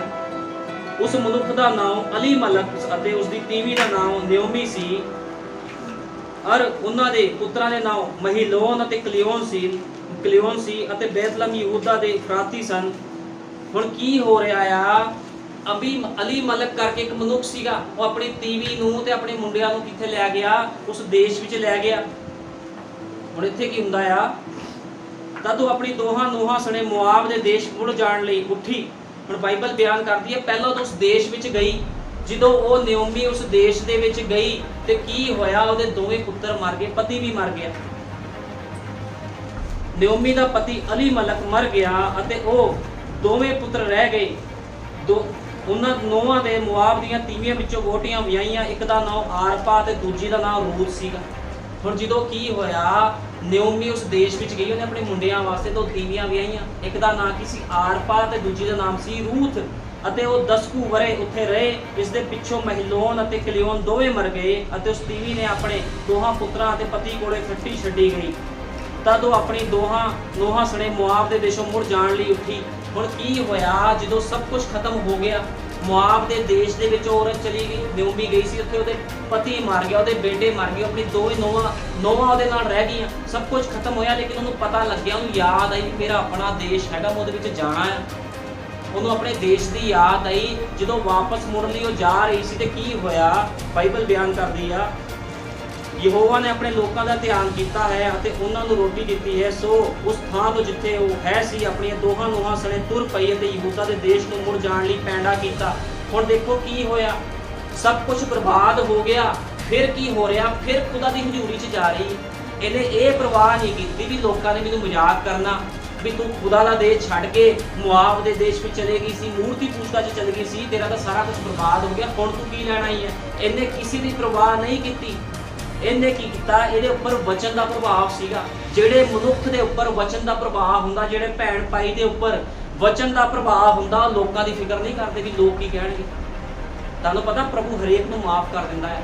ਜੇ ਕੋਈ ਪਾਪ ਦੇ ਜੀਵਨ 'ਚ ਹੁੰਦਾ, ਗਲਤੀਆਂ 'ਚ ਹੁੰਦਾ ਤੇ ਪ੍ਰਭੂ ਸਾਰਿਆਂ ਨੂੰ ਮਾਫ ਕਰਨ ਦੀ ਸਾਮਰਥ ਰੱਖਦਾ ਹੈ, ਲੇਕਿਨ ਬੰਦਾ ਝੁਕਣ ਵਾਲਾ ਹੋਣਾ ਚਾਹੀਦਾ। ਹੁਣ ਨਿਓਮੀ ਦਾ ਸਭ ਕੁਝ ਕੀ ਹੋਇਆ, ਖਤਮ ਹੋ ਗਿਆ, ਸਭ ਕੁਝ ਖਤਮ ਹੋ ਗਿਆ ਤੇ ਉਹ ਵਾਪਸ ਆਪਣੇ ਦੇਸ਼ ਵਿੱਚ ਜਾ ਰਹੀ ਆ। ਹੁਣ ਅੱਗੇ ਕੀ ਲਿਖਿਆ ਕਿ ਬਾਈਬਲ ਬਿਆਨ ਕਰਦੀ ਆ, ਨਿਓਮੀ ਨੇ ਆਪਣੀਆਂ ਦੋਹਾਂ ਨੂੰਹਾਂ ਨੂੰ ਆਖਿਆ, ਤੁਸੀਂ ਦੋਵੇਂ ਆਪਣੇ ਮਾਪਿਆਂ ਦੇ ਘਰੇ ਜਾਓ। ਜੇ ਹੀ ਤੁਸੀਂ ਮੇਰੇ ਮ੍ਰਿਤਕਾਂ ਨਾਲ ਅਤੇ ਮੇਰੇ ਨਾਲ ਦਇਆ ਕੀਤੀ, ਤੇ ਹੀ ਯਹੋਵਾ ਤੁਹਾਡੇ ਨਾਲ ਦਇਆ ਕਰੇ। ਯਹੋਵਾ ਅਜਿਹਾ ਕਰੇ ਜੋ ਤੁਸੀਂ ਆਪੋ ਆਪਣੇ ਪਤੀਆਂ ਦੇ ਘਰ ਵਿੱਚ ਸੁਖ ਪਾਓ। ਉਹ ਕਹਿੰਦੀ ਆਪਣੀ ਨੂੰਹਾਂ ਨੂੰ ਕਹਿੰਦੀ ਵੀ ਤੁਸੀਂ ਜਾਓ, ਮੇਰਾ ਤਾਂ ਸਭ ਕੁਝ ਖਤਮ ਹੋ ਗਿਆ, ਹੁਣ ਮੇਰੇ ਨਾਲ ਜਾ ਕੇ ਤੁਸੀਂ ਕਰਨਾ ਕੀ ਆ ਵੀ ਆਪਣੇ ਦੇਸ਼ 'ਚ ਚੱਲ ਜਾਓ, ਤੁਸੀਂ ਉੱਥੇ ਰਹੋ, ਆਪਣੇ ਵਿਆਹ ਕਰਵਾ ਲਓ। ਵੀ ਕਹਿੰਦੀ ਮੇਰੀ ਕੁੱਖ ਦੇ ਵਿੱਚ ਕੋਈ ਪੁੱਤਰ ਨਹੀਂ ਹੈ ਵੀ ਮੈਂ ਪੈਦਾ ਕਰਾਂ ਤੇ ਤੁਹਾਡੇ ਵਿਆਹ ਉਹਨਾਂ ਦੇ ਨਾਲ ਕਰਦਾ। ਮਤਲਬ ਉਹਨੇ ਕੀ ਕੀਤਾ, ਆਪਣੀ ਪੂਰੀ ਵਿਵਸਥਾ ਦੱਸਦੀ ਵੀ ਮੈਂ ਇਸ ਕੰਡੀਸ਼ਨ ਦੇ ਵਿੱਚ ਆ ਵੀ ਤੁਸੀਂ ਹੁਣ ਮੇਰੇ ਤੇ ਆਸ ਨਾ ਰੱਖੋ। ਹੁਣ ਨਿਓਮੀ ਕੌਣ ਸੀ, ਇੱਕ ਖੁਦਾ ਦਾ ਡਰ ਰੱਖਣ ਵਾਲੀ ਭੈਣ ਸੀਗੀ, ਇੱਕ ਔਰਤ ਸੀ ਖੁਦਾ ਦਾ ਡਰ ਰੱਖਣ ਵਾਲੀ। ਤਦ ਉਸਨੇ ਉਹਨਾਂ ਨੂੰ ਚੁੰਮਿਆ ਤੇ ਉੱਚੀ ਆਵਾਜ਼ ਨਾਲ ਰੋਈਆਂ। ਹੁਣ ਤਿੰਨੋਂ ਰੋਣ ਲੱਗ ਗਈਆਂ, ਭਾਵੁਕ ਹੋ ਗਏ, ਤਿੰਨੋਂ ਰੋਣ ਲੱਗ ਗਈਆਂ। ਦੋਵੇਂ ਨੂੰਹਾਂ ਤੇ ਸੱਸ ਤਿੰਨੋਂ ਕੀ ਹੋਈਆਂ, ਰੋਣ ਲੱਗੇ। ਫਿਰ ਉਹਨਾਂ ਨੇ ਉਸ ਨੂੰ ਆਖਿਆ, ਚੱਲ ਸੱਚਮੁੱਚ ਅਸੀਂ ਤੇਰੇ ਨਾਲ ਤੇਰੇ ਲੋਕਾਂ ਦੇ ਵਿੱਚ ਜਾਵਾਂਗੀਆਂ। ਦੋਨੋਂ ਕਹਿੰਦੀ ਸੀ ਜਾਵਾਂਗੀਆਂ ਤੇਰੇ ਨਾਲ, ਵੀ ਅਸੀਂ ਤੈਨੂੰ ਛੱਡਣਾ ਨਹੀਂ ਆ। ਅੱਗੇ ਨਿਓਮੀ ਨੇ ਆਖਿਆ, ਹੇ ਮੇਰੀ ਧੀਓ ਮੁੜ ਜਾਓ, ਮੇਰੇ ਨਾਲ ਤੁਹਾਨੂੰ ਤੁਰਦਿਆਂ, ਕਹਿੰਦਾ ਮੇਰੇ ਨਾਲ ਕਾਹਨੂੰ ਨੂੰ ਤੁਰਦੀਆਂ ਹੋ, ਭਲਾ ਮੇਰੀ ਕੁੱਖ ਵਿੱਚ ਕੋਈ ਹੋਰ ਹੈ? ਕਹਿੰਦਾ ਮੇਰੀ ਕੁੱਖ 'ਚ ਕੋਈ ਹੋਰ ਨਹੀਂ ਆ। ਮੇਰੀ ਧੀਓ ਮੈਂ ਤੁਹਾਡੇ ਕਾਰਨ ਵੱਡੀ ਉਦਾਸ ਹਾਂ, ਕਿਉਂ ਜੋ ਯਹੋਵਾ ਦਾ ਹੱਥ ਮੇਰੇ ਵਿਰੁੱਧ ਪਰਸ ਰਿਹਾ ਹੈ। ਉਹ ਬੋਲੀ, ਤੇਰੀ ਜਠਾਣੀ ਆਪਣੇ ਟੱਬਰ ਤੇ ਦੇਵਤਿਆਂ ਵੱਲ ਮੁੜ ਗਈ। ਹੁਣ ਕੀ ਹੋਇਆ, ਜਿਹੜੀ ਵੱਡੀ ਸੀ ਆਰਪਾ, ਰੂਤ ਦੀ ਜਠਾਣੀ ਸੀ ਜਿਹੜੀ ਆਰਪਾ, ਜਦੋਂ ਸਰੀਰਕ ਗੱਲਾਂ ਕੀਤੀਆਂ ਗਈਆਂ ਵੀ ਜਾ ਤੂੰ ਮੇਰੇ ਨਾਲ ਕੀ ਕਰਨਾ ਜਾ ਕੇ, ਵੀ ਤੂੰ ਚਲੇ ਜਾ, ਉਹਨੇ ਤਾਂ ਹੁਣ ਕਹਿਣਾ ਸੀ ਵੀ ਮੇਰੇ ਕੋਲ ਕੁਝ ਨਹੀਂ ਬਚਿਆ। ਤੇ ਕੀ ਹੋਇਆ, ਉਹ ਸਰੀਰ ਦੇ ਪ੍ਰਭਾਵ ਦੇ ਹੇਠ ਆਈ ਆਰਪਾ ਤੇ ਚਲੀ ਗਈ ਛੱਡ ਕੇ। ਹੁਣ ਉਹਦੇ ਉੱਪਰ ਵਚਨ ਦਾ ਪ੍ਰਭਾਵ ਨਹੀਂ ਸੀ, ਲੇਕਿਨ ਵਚਨ ਦਾ ਪ੍ਰਭਾਵ ਨਿਓਮੀ ਦੇ ਉੱਪਰੋਂ ਲੱਥ ਕੇ ਕਿਹਦੇ ਉੱਪਰ ਗਿਆ, ਰੂਥ ਦੇ ਉੱਪਰ ਗਿਆ। ਤੇ ਰੂਥ ਕਹਿੰਦੀ ਮੈਂ ਤੈਨੂੰ ਨਹੀਂ ਛੱਡਣਾ, ਮੈਂ ਨਹੀਂ ਜਾਵਾਂਗੀ। ਹੁਣ ਮੈਂ ਤੁਹਾਨੂੰ ਦੱਸਣਾ ਚਾਹੁੰਦਾ ਆ ਅੱਜ ਕੀ ਕੰਡੀਸ਼ਨ ਆ ਲੋਕਾਂ ਦੀ। ਜਦੋਂ ਲੋਕ ਚਰਚਾਂ ਵਿੱਚ ਵੀ ਆਉਂਦੇ ਆ, ਜਦੋਂ ਕੋਈ ਕੰਡੀਸ਼ਨ ਇਹੋ ਜਿਹੀ ਪੈਂਦੀ, ਦੁੱਖ ਪੈਂਦੇ, ਉਹ ਕਹਿੰਦੇ ਨਹੀਂ ਅਸੀਂ ਤਾਂ ਪ੍ਰਭੂ ਨੂੰ ਛੱਡ ਕੇ ਚੱਲੇ ਹਾਂ। ਲੇਕਿਨ ਜਿਹੜਾ ਬੰਦਾ ਉਹਦੇ ਪ੍ਰਭਾਵ ਹੇਠ ਰਹਿੰਦਾ ਕਦੇ ਵੀ ਖੁਦਾ ਨੂੰ ਛੱਡਦਾ ਨਹੀਂ ਹੈ। ਉਹਨੂੰ ਪਤਾ ਸੀ ਵੀ ਮੈਂ ਆਪਣੀ ਸੱਸ ਦੇ ਨਾਲ ਰਹਿਣਾ, ਉਹਦੇ ਵਿੱਚ ਖੁਦਾ ਵਾਸ ਕਰਦਾ ਹੈ, ਉਹ ਖੁਦਾ ਦੇ ਹੁਕਮਾਂ ਤੇ ਚੱਲਦੀ। ਲੇਕਿਨ ਜਿਹੜੀ ਸਰੀਰਕ ਸੀਗੀ, ਜਿਹਦੇ ਸਰੀਰਕ ਸੋਚ ਵੀ ਸੱਚਮੁੱਚ ਇਹ ਤਾਂ ਹੁਣ ਬਰਬਾਦ ਹੋ ਗਈ, ਇਹ ਤੋਂ ਹੈ ਕੀ ਹੈ, ਮੈਂ ਚਲੇ ਜਾਨੀ ਹੈ, ਮੇਰਾ ਜੀਵਨ ਪਿਆ, ਮੈਂ ਵਿਆਹ ਕਰਵਾਉਂਗੀ, ਮੈਂ ਇਕੱਲੀ ਥੋੜੀ ਜੀਵਨ ਬਤੀਤ ਕਰੂੰਗੀ। ਉਹਨੇ ਹੁਣ ਕਿਹੜੀ ਸੋਚ ਰੱਖੀ? ਸਰੀਰਕ ਸੋਚ ਰੱਖੀ। ਆਰਪਾ ਦੀ ਸੋਚ ਜਿਹੜੀ ਸੀਗੀ ਉਹ ਸਰੀਰਕ ਸੀਗੀ। ਵਚਨ ਦਾ ਪ੍ਰਭਾਵ ਉਹਦੇ ਉੱਪਰ ਨਹੀਂ ਸੀ, ਲੇਕਿਨ ਵਚਨ ਦਾ ਪ੍ਰਭਾਵ ਕਿਹਦੇ ਉੱਪਰ ਪਿਆ? ਰੂਥ ਦੇ ਉੱਪਰ ਪਿਆ। ਤੇ ਰੂਥ ਕੀ ਕਹਿੰਦੀ? ਮੈਂ ਨਹੀਂ ਜਾਵਾਂਗੀ, ਤੂੰ ਵੀ ਆਪਣੀ ਜਠਾਣੀ ਦੇ ਮਗਰ ਮੁੜ ਜਾ। ਪਰ ਰੂਥ ਬੋਲੀ, ਮੇਰੇ ਅੱਗੇ ਤਰਲੇ ਨਾ ਪਾ ਜੋ ਮੈਂ ਤੈਨੂੰ ਇਕੱਲੀਆਂ ਛੱਡਾਂ ਅਤੇ ਮਗਰੋਂ ਮੁੜਾਂ, ਕਿਉਂ ਜੋ ਜਿੱਥੇ ਤੂੰ ਜਾਵੇਂਗੀ ਉੱਥੇ ਮੈਂ ਜਾਵਾਂਗੀ। ਇਹਨੂੰ ਕਹਿੰਦੇ ਵਚਨ ਦਾ ਪ੍ਰਭਾਵ। ਉਹ ਕਹਿੰਦੀ ਜਿੱਥੇ ਮੇਰੀ ਸੱਸ ਨਯੋਮੀ ਜਾਊਗੀ ਉੱਥੇ ਮੈਂ ਜਾਵਾਂਗੀ, ਕਿਉਂਕਿ ਇਹ ਜਿਉਂਦੇ ਯਹੋਵਾ ਨੂੰ ਉਹ ਮੰਨਣ ਵਾਲੀ ਉਹਦੀ ਬੇਟੀ। ਉਹ ਕਹਿੰਦੀ ਮੈਂ ਨਹੀਂ ਤੈਨੂੰ ਛੱਡ ਕੇ ਜਾਣਾ। ਮੈਂ ਤੁਹਾਨੂੰ ਦੱਸਣਾ ਚਾਹੁੰਦਾ, ਜਦੋਂ ਅਲੀਸ਼ਾ ਨਬੀ ਏਲੀਆ ਦੇ ਨਾਲ ਰਹਿੰਦਾ ਸੀਗਾ, ਉਹ ਕਹਿੰਦਾ ਸੀ ਜਿੱਥੇ ਤੂੰ ਜਾਵੇਂਗਾ ਉੱਥੇ ਮੈਂ ਜਾਵਾਂਗੀ। ਇਸੇ ਤਰ੍ਹਾਂ ਰੂਥ ਨੇ ਨਯੋਮੀ ਨੂੰ ਕਿਹਾ, ਜਿੱਥੇ ਤੂੰ ਜਾਵੇਂਗੀ ਉੱਥੇ ਮੈਂ ਜਾਵਾਂਗੀ ਉੱਥੇ। ਹੁਣ ਮੈਂ ਤੁਹਾਨੂੰ ਦੱਸਣਾ ਚਾਹੁੰਦਾ, ਜਿਹੜੇ ਖੁਦਾ ਦੇ ਲੋਕ ਆ, ਜਿਹੜੇ ਖੁਦਾ ਨੂੰ ਸੱਚੇ ਹਿਰਦੇ ਤੋਂ ਮੰਨਦੇ, ਜਿਹੜੇ ਉਹਦੇ ਪ੍ਰਭਾਵ ਦੇ ਹੇਠ ਰਹਿੰਦੇ ਆ, ਉਹ ਹਮੇਸ਼ਾ ਕਹਿੰਦੇ ਪ੍ਰਭੂ ਜੀ ਜਿੱਦਾਂ ਦੀ ਮਾੜੀ ਕੰਡੀਸ਼ਨ 'ਚ ਰੱਖਣਾ ਰੱਖ ਲਾ, ਚੰਗੀ ਕੰਡੀਸ਼ਨ 'ਚ ਰੱਖਣਾ ਰੱਖ ਲਾ, ਲੇਕਿਨ ਮੈਂ ਤੇਰੇ ਸੰਦੇਸ਼ ਨੂੰ, ਤੇਰੇ ਵਚਨ ਨੂੰ, ਨਬੀ ਦੇ ਸੰਦੇਸ਼ਾਂ ਨੂੰ ਨਹੀਂ ਛੱਡੂੰਗਾ, ਨਹੀਂ ਛੱਡੂੰਗੀ। ਤੇ ਫਿਰ ਪ੍ਰਤੀਫਲ ਵੀ ਮਿਲਦਾ। ਹੁਣ ਉਹ ਮੁੜ ਗਈ ਤੇ ਉਹਨੂੰ ਪ੍ਰਤੀਫਲ ਥੋੜੀ ਮਿਲਿਆ। ਉਹ ਫਿਰ ਚਲੇਗੀ ਮੂਰਤੀ ਪੂਜਕਾਂ ਦੇ ਵਿੱਚ। ਮੁਆਬਣ ਸੀਗੀ, ਮੁਆਬੀ ਲੋਕ ਕਿਹੜੇ ਸੀਗੇ? ਲੂਤ ਦੀ ਤੀਵੀਂ ਦੇ ਦੁਆਰਾ ਪੈਦਾ ਹੋਏ ਸੀ। ਜਿਹੜੀ ਲੂਤ ਦੀ ਤੀਵੀਆਂ ਸੀਗੀਆਂ ਉਹ ਕੀ ਸੀ? ਲੂਤ ਆਪਣੀ ਤੀਵੀਆਂ ਦੇ ਨਾਲ ਸੁੱਤਾ ਤੇ ਬੱਚੇ ਪੈਦਾ ਹੋਏ। ਅਮੋਨੀ ਤੇ ਮੁਆਬੀ, ਇਹ ਮੁਆਬੀ ਉਹ ਲੋਕ ਸੀ ਮਿਕਸ। ਤੇ ਪ੍ਰਭੂ ਕਦੇ ਮਿਕਸ ਨੂੰ ਪਸੰਦ ਨਹੀਂ ਕਰਦਾ। ਲੇਕਿਨ ਜਿਹੜੀ ਰੂਥ ਸੀਗੀ, ਰੂਥ ਦੇ ਅੰਦਰ ਪ੍ਰਭਾਵ ਪੈ ਗਿਆ ਨਯੋਮੀ ਦਾ, ਤੇ ਪ੍ਰਭੂ ਨੇ ਕੀ ਕੀਤਾ? ਰੂਥ ਨੂੰ ਉਸ ਦੇਸ਼ ਵਿੱਚ ਲੈ ਕੇ ਆਇਆ। ਹੁਣ ਬਾਈਬਲ ਬਿਆਨ ਕਰਦੀ ਹੈ, ਕੱਲੀਆਂ ਛੱਡਾਂ ਤੇ ਮਗਰੋਂ ਤੁਰਾਂ ਮੁੜਾਂ, ਕਿਉਂ ਜੋ ਜਿੱਥੇ ਤੂੰ ਜਾਵੇਂਗੀ ਮੈਂ ਜਾਵਾਂਗੀ, ਅਤੇ ਜਿੱਥੇ ਤੂੰ ਰਹੇਗੀ ਉੱਥੇ ਮੈਂ ਰਹਾਂਗੀ। ਤੇਰੇ ਲੋਕ ਮੇਰੇ ਲੋਕ ਅਤੇ ਤੇਰਾ ਪਰਮੇਸ਼ਵਰ ਮੇਰਾ ਪਰਮੇਸ਼ਵਰ ਹੋਵੇਗਾ। ਇਹਨੂੰ ਕਹਿੰਦੇ ਵਿਸ਼ਵਾਸ। ਸਭ ਕੁਝ ਖਤਮ ਹੋ ਗਿਆ, ਕੁਝ ਵੀ ਨਹੀਂ ਬਾਕੀ ਰਿਹਾ। ਹੁਣ ਮੰਨ ਲਓ ਇੱਕ ਬੰਦੇ ਕੋਲ ਸਭ ਕੁਝ ਖਤਮ ਹੋ ਗਿਆ, ਉਹ ਕਹਿੰਦਾ ਮੇਰੇ ਕੋਲ ਕੁਝ ਨਹੀਂ, ਤੁਸੀਂ ਜਾਓ ਛੱਡ ਕੇ ਮੈਨੂੰ। ਹੁਣ ਯੀਸ਼ੂ ਮਸੀਹ ਨੇ ਕੀ ਕਿਹਾ ਸੀਗਾ? ਯੀਸ਼ੂ ਮਸੀਹ ਕਹਿੰਦਾ ਵੀ ਤੁਸੀਂ ਵੀ ਜਾਣਾ ਚਾਹੁੰਦੇ ਤਾਂ ਜਾਓ। ਜਦੋਂ ਸਾਰੇ ਛੱਡ ਕੇ ਚਲੇ ਗਏ, 70 ਚੇਲੇ ਵੀ ਛੱਡ ਕੇ ਚਲੇ ਗਏ, 12 ਨੂੰ ਕਹਿੰਦਾ ਤੁਸੀਂ ਵੀ ਜਾਣਾ ਚਾਹੁੰਦੇ? ਉਹ ਕਹਿੰਦੇ ਨਹੀਂ ਪ੍ਰਭੂ ਜੀ, ਜੀਵਨ ਦੀ ਗੱਲਾਂ ਤੇਰੇ ਕੋਲ ਆ, ਕਿੱਥੇ ਜਾਈਏ? ਹੁਣ ਜੀਵਨ ਦੀ ਗੱਲਾਂ ਕਿਹਦੇ ਕੋਲ ਸੀ? ਰੂਥ ਦੇ ਕੋਲ। ਰੂਥ ਜੀਵਨ ਦੀ ਗੱਲਾਂ ਕਰਦੀ ਸੀ, ਜੀਵਨ ਦੀ ਗੱਲਾਂ ਰੂਥ ਕਰਦੀ ਸੀ। ਉਹਨੂੰ ਪਤਾ ਸੀ ਮੇਰੀ ਸੱਸ ਦੇ ਅੰਦਰ ਖੁਦਾ ਦਾ ਆਤਮਾ ਰਹਿੰਦਾ ਹੈ। ਦੋਨੋਂ ਜੀਵਨ ਦੀ ਗੱਲਾਂ ਕਰਦੇ ਸੀ ਆਪਸ ਦੇ ਵਿੱਚ। ਉਹਦਾ ਪ੍ਰਭਾਵ ਸੀ ਉਹਦੇ ਉੱਪਰ, ਰੂਥ ਦੇ ਉੱਪਰ। ਨਯੋਮੀ ਦਾ, ਆਪਣੀ ਸੱਸ ਦਾ ਪ੍ਰਭਾਵ ਰੂਥ ਦੇ ਉੱਪਰ ਸੀ। ਇਸ ਕਰਕੇ ਕਹਿੰਦੀ ਤੈਨੂੰ ਨਹੀਂ ਛੱਡਾਂਗੀ। ਜਦੋਂ ਨਹੀਂ ਛੱਡਿਆ ਤੇ ਕੀ ਹੋਇਆ? ਉਹ ਦੋਨੋਂ ਚਲੇ ਗਏ, ਆਪਣੇ ਦੇਸ਼ ਨੂੰ ਮੁੜੇ। ਜਦੋਂ ਆਪਣੇ ਦੇਸ਼ ਨੂੰ ਮੁੜੇ ਤੇ ਕੀ ਹੋਇਆ? ਬੋਆਜ਼ ਦੇ ਨਾਲ ਉਹਦਾ ਵਿਆਹ ਕੀਤਾ ਗਿਆ। ਉਹਨੂੰ ਇੱਕ ਪਤੀ ਮਿਲਿਆ, ਉਹਨੂੰ ਉਹ ਸ਼ੋਹਰਤ ਮਿਲੀ, ਇੱਜ਼ਤ ਮਿਲੀ। ਕਿੱਦਾਂ ਮਿਲੀ? ਜਦੋਂ ਉਹਨੇ ਆਗਿਆਕਾਰੀ ਕੀਤੀ। ਕਹਿਣ ਦਾ ਮਤਲਬ ਵੀ ਕੱਲਾ ਇਹ ਨਹੀਂ ਆ ਵੀ ਕੋਈ ਬੰਦਾ ਕਹਿ ਰਿਹਾ ਕਿ ਮੈਂ ਵਚਨ ਵਾਲੇ ਬੰਦੇ ਨਾਲ ਰਹਿਣਾ ਜੀ, ਕੋਈ ਗੱਲ ਨਹੀਂ ਜੀ। ਉਹਨੇ ਕਹਿਤਾ ਮੈਂ ਮੁੜ ਜਾ ਤੇ ਮੁੜ ਗਿਆ।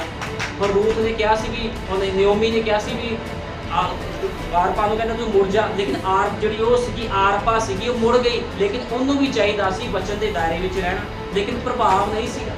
ਪ੍ਰਭਾਵ ਸੀਗਾ ਸਰੀਰਕ ਗੱਲਾਂ, ਸਰੀਰ ਦੀ ਗੱਲਾਂ ਸੋਚੀਆਂ ਤੇ ਵਾਪਸ ਮੁੜ ਗਈ। ਲੇਕਿਨ ਰੂਥ ਨਹੀਂ ਮੁੜੀ ਤੇ ਰੂਥ ਨੂੰ ਪ੍ਰਤੀਫਲ ਮਿਲਿਆ। ਹੁਣ ਅੱਜ ਦੀ ਰੂਥ ਨੂੰ ਵੀ ਪ੍ਰਤੀਫਲ ਮਿਲਣਾ। ਕਾਹਦਾ ਪ੍ਰਤੀਫਲ ਮਿਲਣਾ? ਰੈਪਚਰ ਦਾ ਪ੍ਰਤੀਫਲ ਮਿਲਣਾ। ਅੱਜ ਦੀ ਰੂਥ ਵੀ ਕੀ ਕਹੂਗੀ? ਮੈਂ ਆਪਣੇ ਪਤੀ ਦੇ ਨਾਲ ਹੀ ਜਾਣਾ ਹੈ। ਜਿਹੜੀ ਵਧੀਆ ਪਤਨੀ ਹੁੰਦੀ ਹੈ ਉਹ ਕਹੂਗੀ ਮੈਂ ਆਪਣੇ ਪਤੀ ਦੇ ਨਾਲ ਜਾਣਾ, ਮੇਰਾ ਪਤੀ ਜਿੱਦਾਂ ਦੀ ਮਰਜ਼ੀ ਕੰਡੀਸ਼ਨ 'ਚ ਹੋਵੇ ਮੈਂ ਇਹਦੇ ਨਾਲ ਰਵਾਂਗੀ। ਐਗਜ਼ਾਮਪਲ ਦੇ ਰਹੇ ਹਾਂ।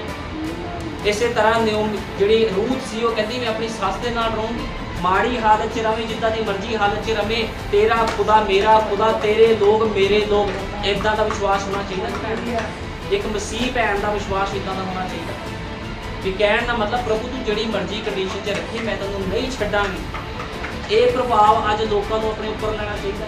ਨਾਮ ਰੱਖਣ ਦੇ ਨਾਲ ਰੂਥ ਕੁਛ ਨਹੀਂ ਹੁੰਦਾ, ਨਯੋਮੀ ਨਾਮ ਰੱਖਣ ਦੇ ਨਾਲ ਕੁਛ ਨਹੀਂ ਹੁੰਦਾ, ਸੈਮੂਅਲ ਨਾਮ ਰੱਖਣ ਨਾਲ ਕੁਛ ਨਹੀਂ ਹੁੰਦਾ, ਦਾਊਦ ਨਾਮ ਰੱਖਣ ਨਾਲ ਕੁਛ। ਜਦੋਂ ਤੱਕ ਤੁਸੀਂ ਉਹਨਾਂ ਦੇ ਪੇੜਾਂ ਦੇ ਪਿੱਛੇ ਨਹੀਂ ਚੱਲਦੇ, ਜੋ ਕੰਮ ਉਹਨਾਂ ਨੇ ਕੀਤੇ ਉਦਾਂ ਦਾ ਤੁਹਾਡਾ ਜੀਵਨ ਨਹੀਂ ਹੈ। ਨਹੀਂ ਤਾਂ ਰੂਥ ਵੀ ਸੋਚ ਸਕਦੀ ਸੀ ਵੀ ਮੇਰੀ ਜਠਾਣੀ ਤਾਂ ਚਲ ਗਈ ਆਰਪਾ ਤੇ ਮੈਂ ਵੀ ਚਲ ਜਾਂਦੀ, ਮੈਨੂੰ ਕੀ ਲੋੜ ਵੀ ਇਹ ਤਾਂ ਬਜ਼ੁਰਗ ਆ, ਕੱਲ ਨੂੰ ਮਰ ਗਈ, ਮੇਰਾ ਕੀ ਬਣੂਗਾ। लेकिन उन्हें ये चीज़ां नहीं सोचियां। ਉਹਨੇ ਕੀ ਕੀਤਾ, ਜਿੱਦਾਂ ਉਹਦੀ ਸੱਸ ਨੇ ਕਿਹਾ ਉਹਨੇ ਉਦਾਂ ਹੀ ਕੀਤਾ। ਉਹ ਤਾਂ ਕਹਿੰਦੀ ਤੂੰ ਜਾ, ਉਹ ਕਹਿੰਦੀ ਮੈਂ ਨਹੀਂ ਜਾਵਾਂਗੀ। ਖੁਦਾ ਦੇ ਲੋਕ ਕਦੇ ਖੁਦਾ ਦੇ ਲੋਕਾਂ ਨੂੰ ਛੱਡਦੇ ਨਹੀਂ। ਜਿਹੜਾ ਈਸ਼ਾ ਸੀਗਾ ਉਹਨੇ ਆਪਣੇ ਮਾਲਕ ਨੂੰ, ਆਪਣੇ ਏਲੀਆ ਨਬੀ ਨੂੰ ਕਦੇ ਛੱਡਿਆ ਨਹੀਂ। ਕਹਿੰਦਾ ਜਿੱਥੇ ਤੂੰ ਜਾਵੇਂਗਾ ਤੇਰੇ ਪਿੱਛੇ ਪਿੱਛੇ ਮੈਂ ਜਾਊਂਗਾ। ਇਹਨੂੰ ਕਹਿੰਦੇ ਆ ਮਸਾਂ, ਇਹਨੂੰ ਕਹਿੰਦੇ ਪ੍ਰਭਾਵ।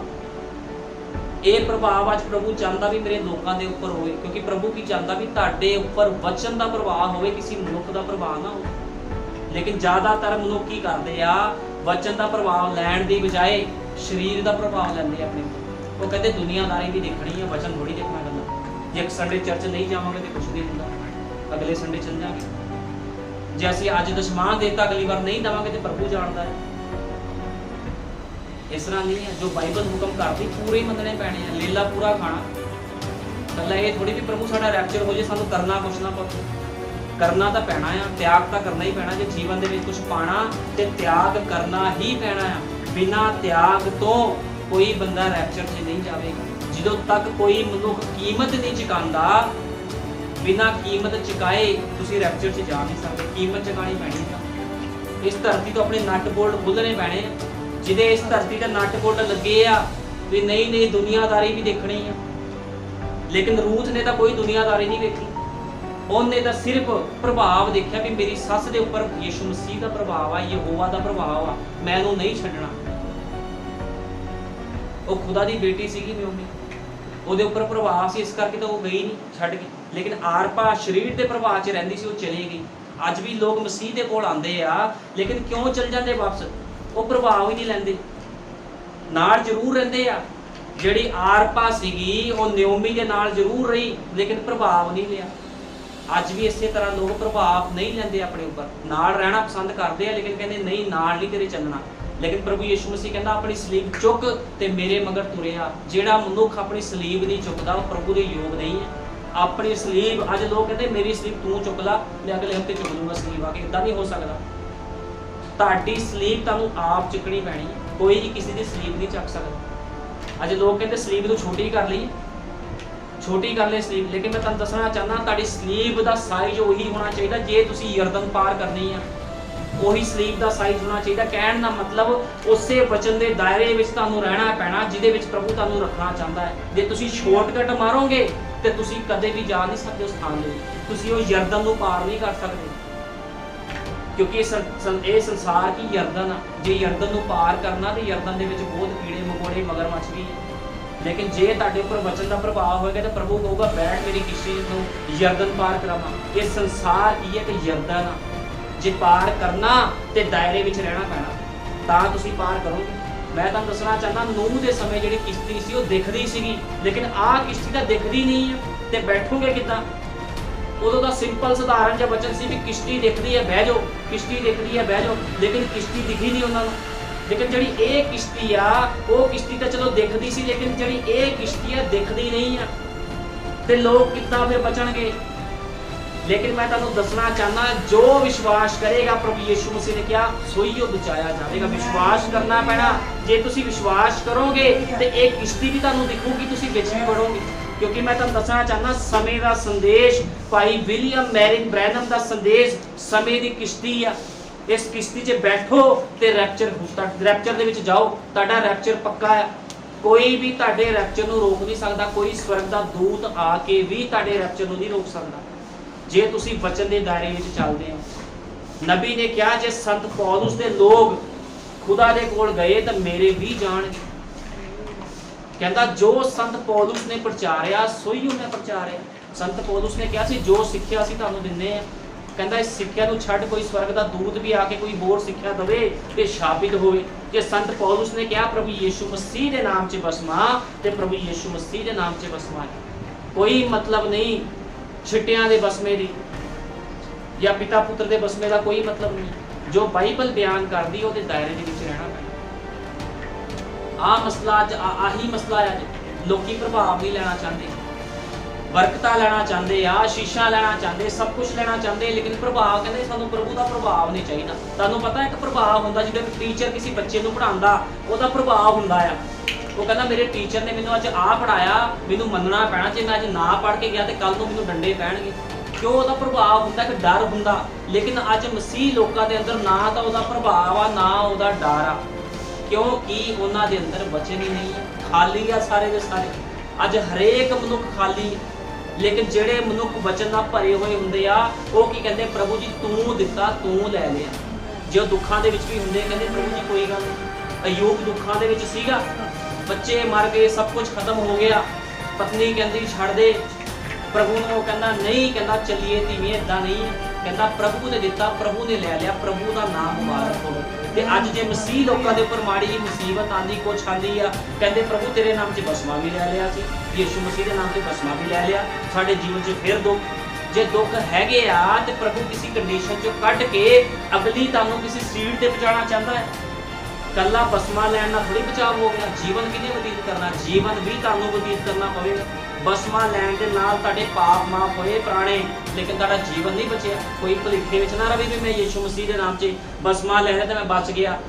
ਤੁਹਾਡੀ ਐਡਮਿਸ਼ਨ ਹੋਈ ਆ, ਤੁਹਾਡੇ ਪੁਰਾਣੇ ਪਾਪ ਮਾਫ ਹੋਏ ਆ। ਜਿੱਦਾਂ ਇੱਕ ਬੱਚੇ ਦੀ ਐਡਮਿਸ਼ਨ ਹੁੰਦੀ ਹੈ ਸਕੂਲ ਦੇ ਵਿੱਚ ਤੇ ਉਹਦੇ ਬਾਅਦ ਉਹਨੂੰ ਸਟੱਡੀ ਕਰਾਈ ਜਾਂਦੀ, ਜਦੋਂ ਸਟੱਡੀ ਬੱਚਾ ਕਰਦਾ ਫਿਰ ਉਹ ਕੋਰਸ ਕਰਦਾ, ਫਿਰ ਕਿਸੇ ਸੀਟ ਤੇ ਬਹਿੰਦਾ। ਇਹ ਵੀ ਉਸੇ ਤਰ੍ਹਾਂ ਹੈ, ਜਦੋਂ ਤੁਸੀਂ ਯਿਸੂ ਮਸੀਹ ਦੇ ਨਾਮ 'ਚ ਬਸਮਾ ਲੈਂਦੇ ਆ ਤੇ ਕੀ ਹੁੰਦਾ, ਤੁਹਾਡੀ ਐਡਮਿਸ਼ਨ ਹੋ ਜਾਂਦੀ ਆ, ਤੁਸੀਂ ਧੋਤੇ ਜਾਂਦੇ ਹੋ ਖੁਦਾ ਦੇ ਲਹੂ ਦੇ ਵਿੱਚ, ਤੁਹਾਡੇ ਸਾਰੇ ਗੁਨਾਹ ਪਾਪ ਮਾਫ, ਜਿੰਨੇ ਮਰਜ਼ੀ ਗੁਨਾਹ ਪਾਪ ਕੀਤੇ ਹੋਣ ਸਭ ਦੇ ਸਭ ਮਾਫ। ਜਦੋਂ ਯਿਸੂ ਮਸੀਹ ਦੇ ਹੱਥਾਂ ਪੈਰਾਂ 'ਚ ਕੋੜੇ ਮਾਰੇ ਜਾ ਰਹੇ ਸੀ, ਉਹਦੇ ਹੱਥਾਂ ਪੈਰਾਂ 'ਚ ਕਿਲ ਠੋਕੇ ਜਾ ਰਹੇ ਸੀ ਤੇ ਉਹ ਕੀ ਕਰ ਰਹੇ ਸੀ, ਤੁਹਾਡੇ ਗੁਨਾਹਾਂ ਪਾਪਾਂ ਨੂੰ ਮਾਫ ਕਰ ਰਿਹਾ ਸੀ। ਉਹ ਕਹਿੰਦਾ ਸੀ ਮੇਰੀ ਬੇਟੀ ਤੂੰ ਜਿੰਨੇ ਮਰਜ਼ੀ ਗੁਨਾਹ ਕੀਤੇ ਮਾਫ ਹੋਏ। ਜਦੋਂ ਉਹਦੀ ਵੱਖੀ 'ਚੋਂ ਖੂਨ ਨਿਕਲਿਆ, ਨੇਜਾ ਮਾਰਿਆ ਗਿਆ ਤੇ ਤੁਹਾਡੇ ਪਾਪ ਧੁੱਲ ਗਏ ਸਾਰੇ ਦੇ ਸਾਰੇ। ਪ੍ਰਭੂ ਨੇ ਕੀ ਕੀਤਾ, ਉਸ ਸਮੁੰਦਰ 'ਚ ਤੁਹਾਡੇ ਪਾਪ ਸਿਰ ਤੇ ਜਿਹਦਾ ਕੋਈ ਥੱਲਾ ਨਹੀਂ,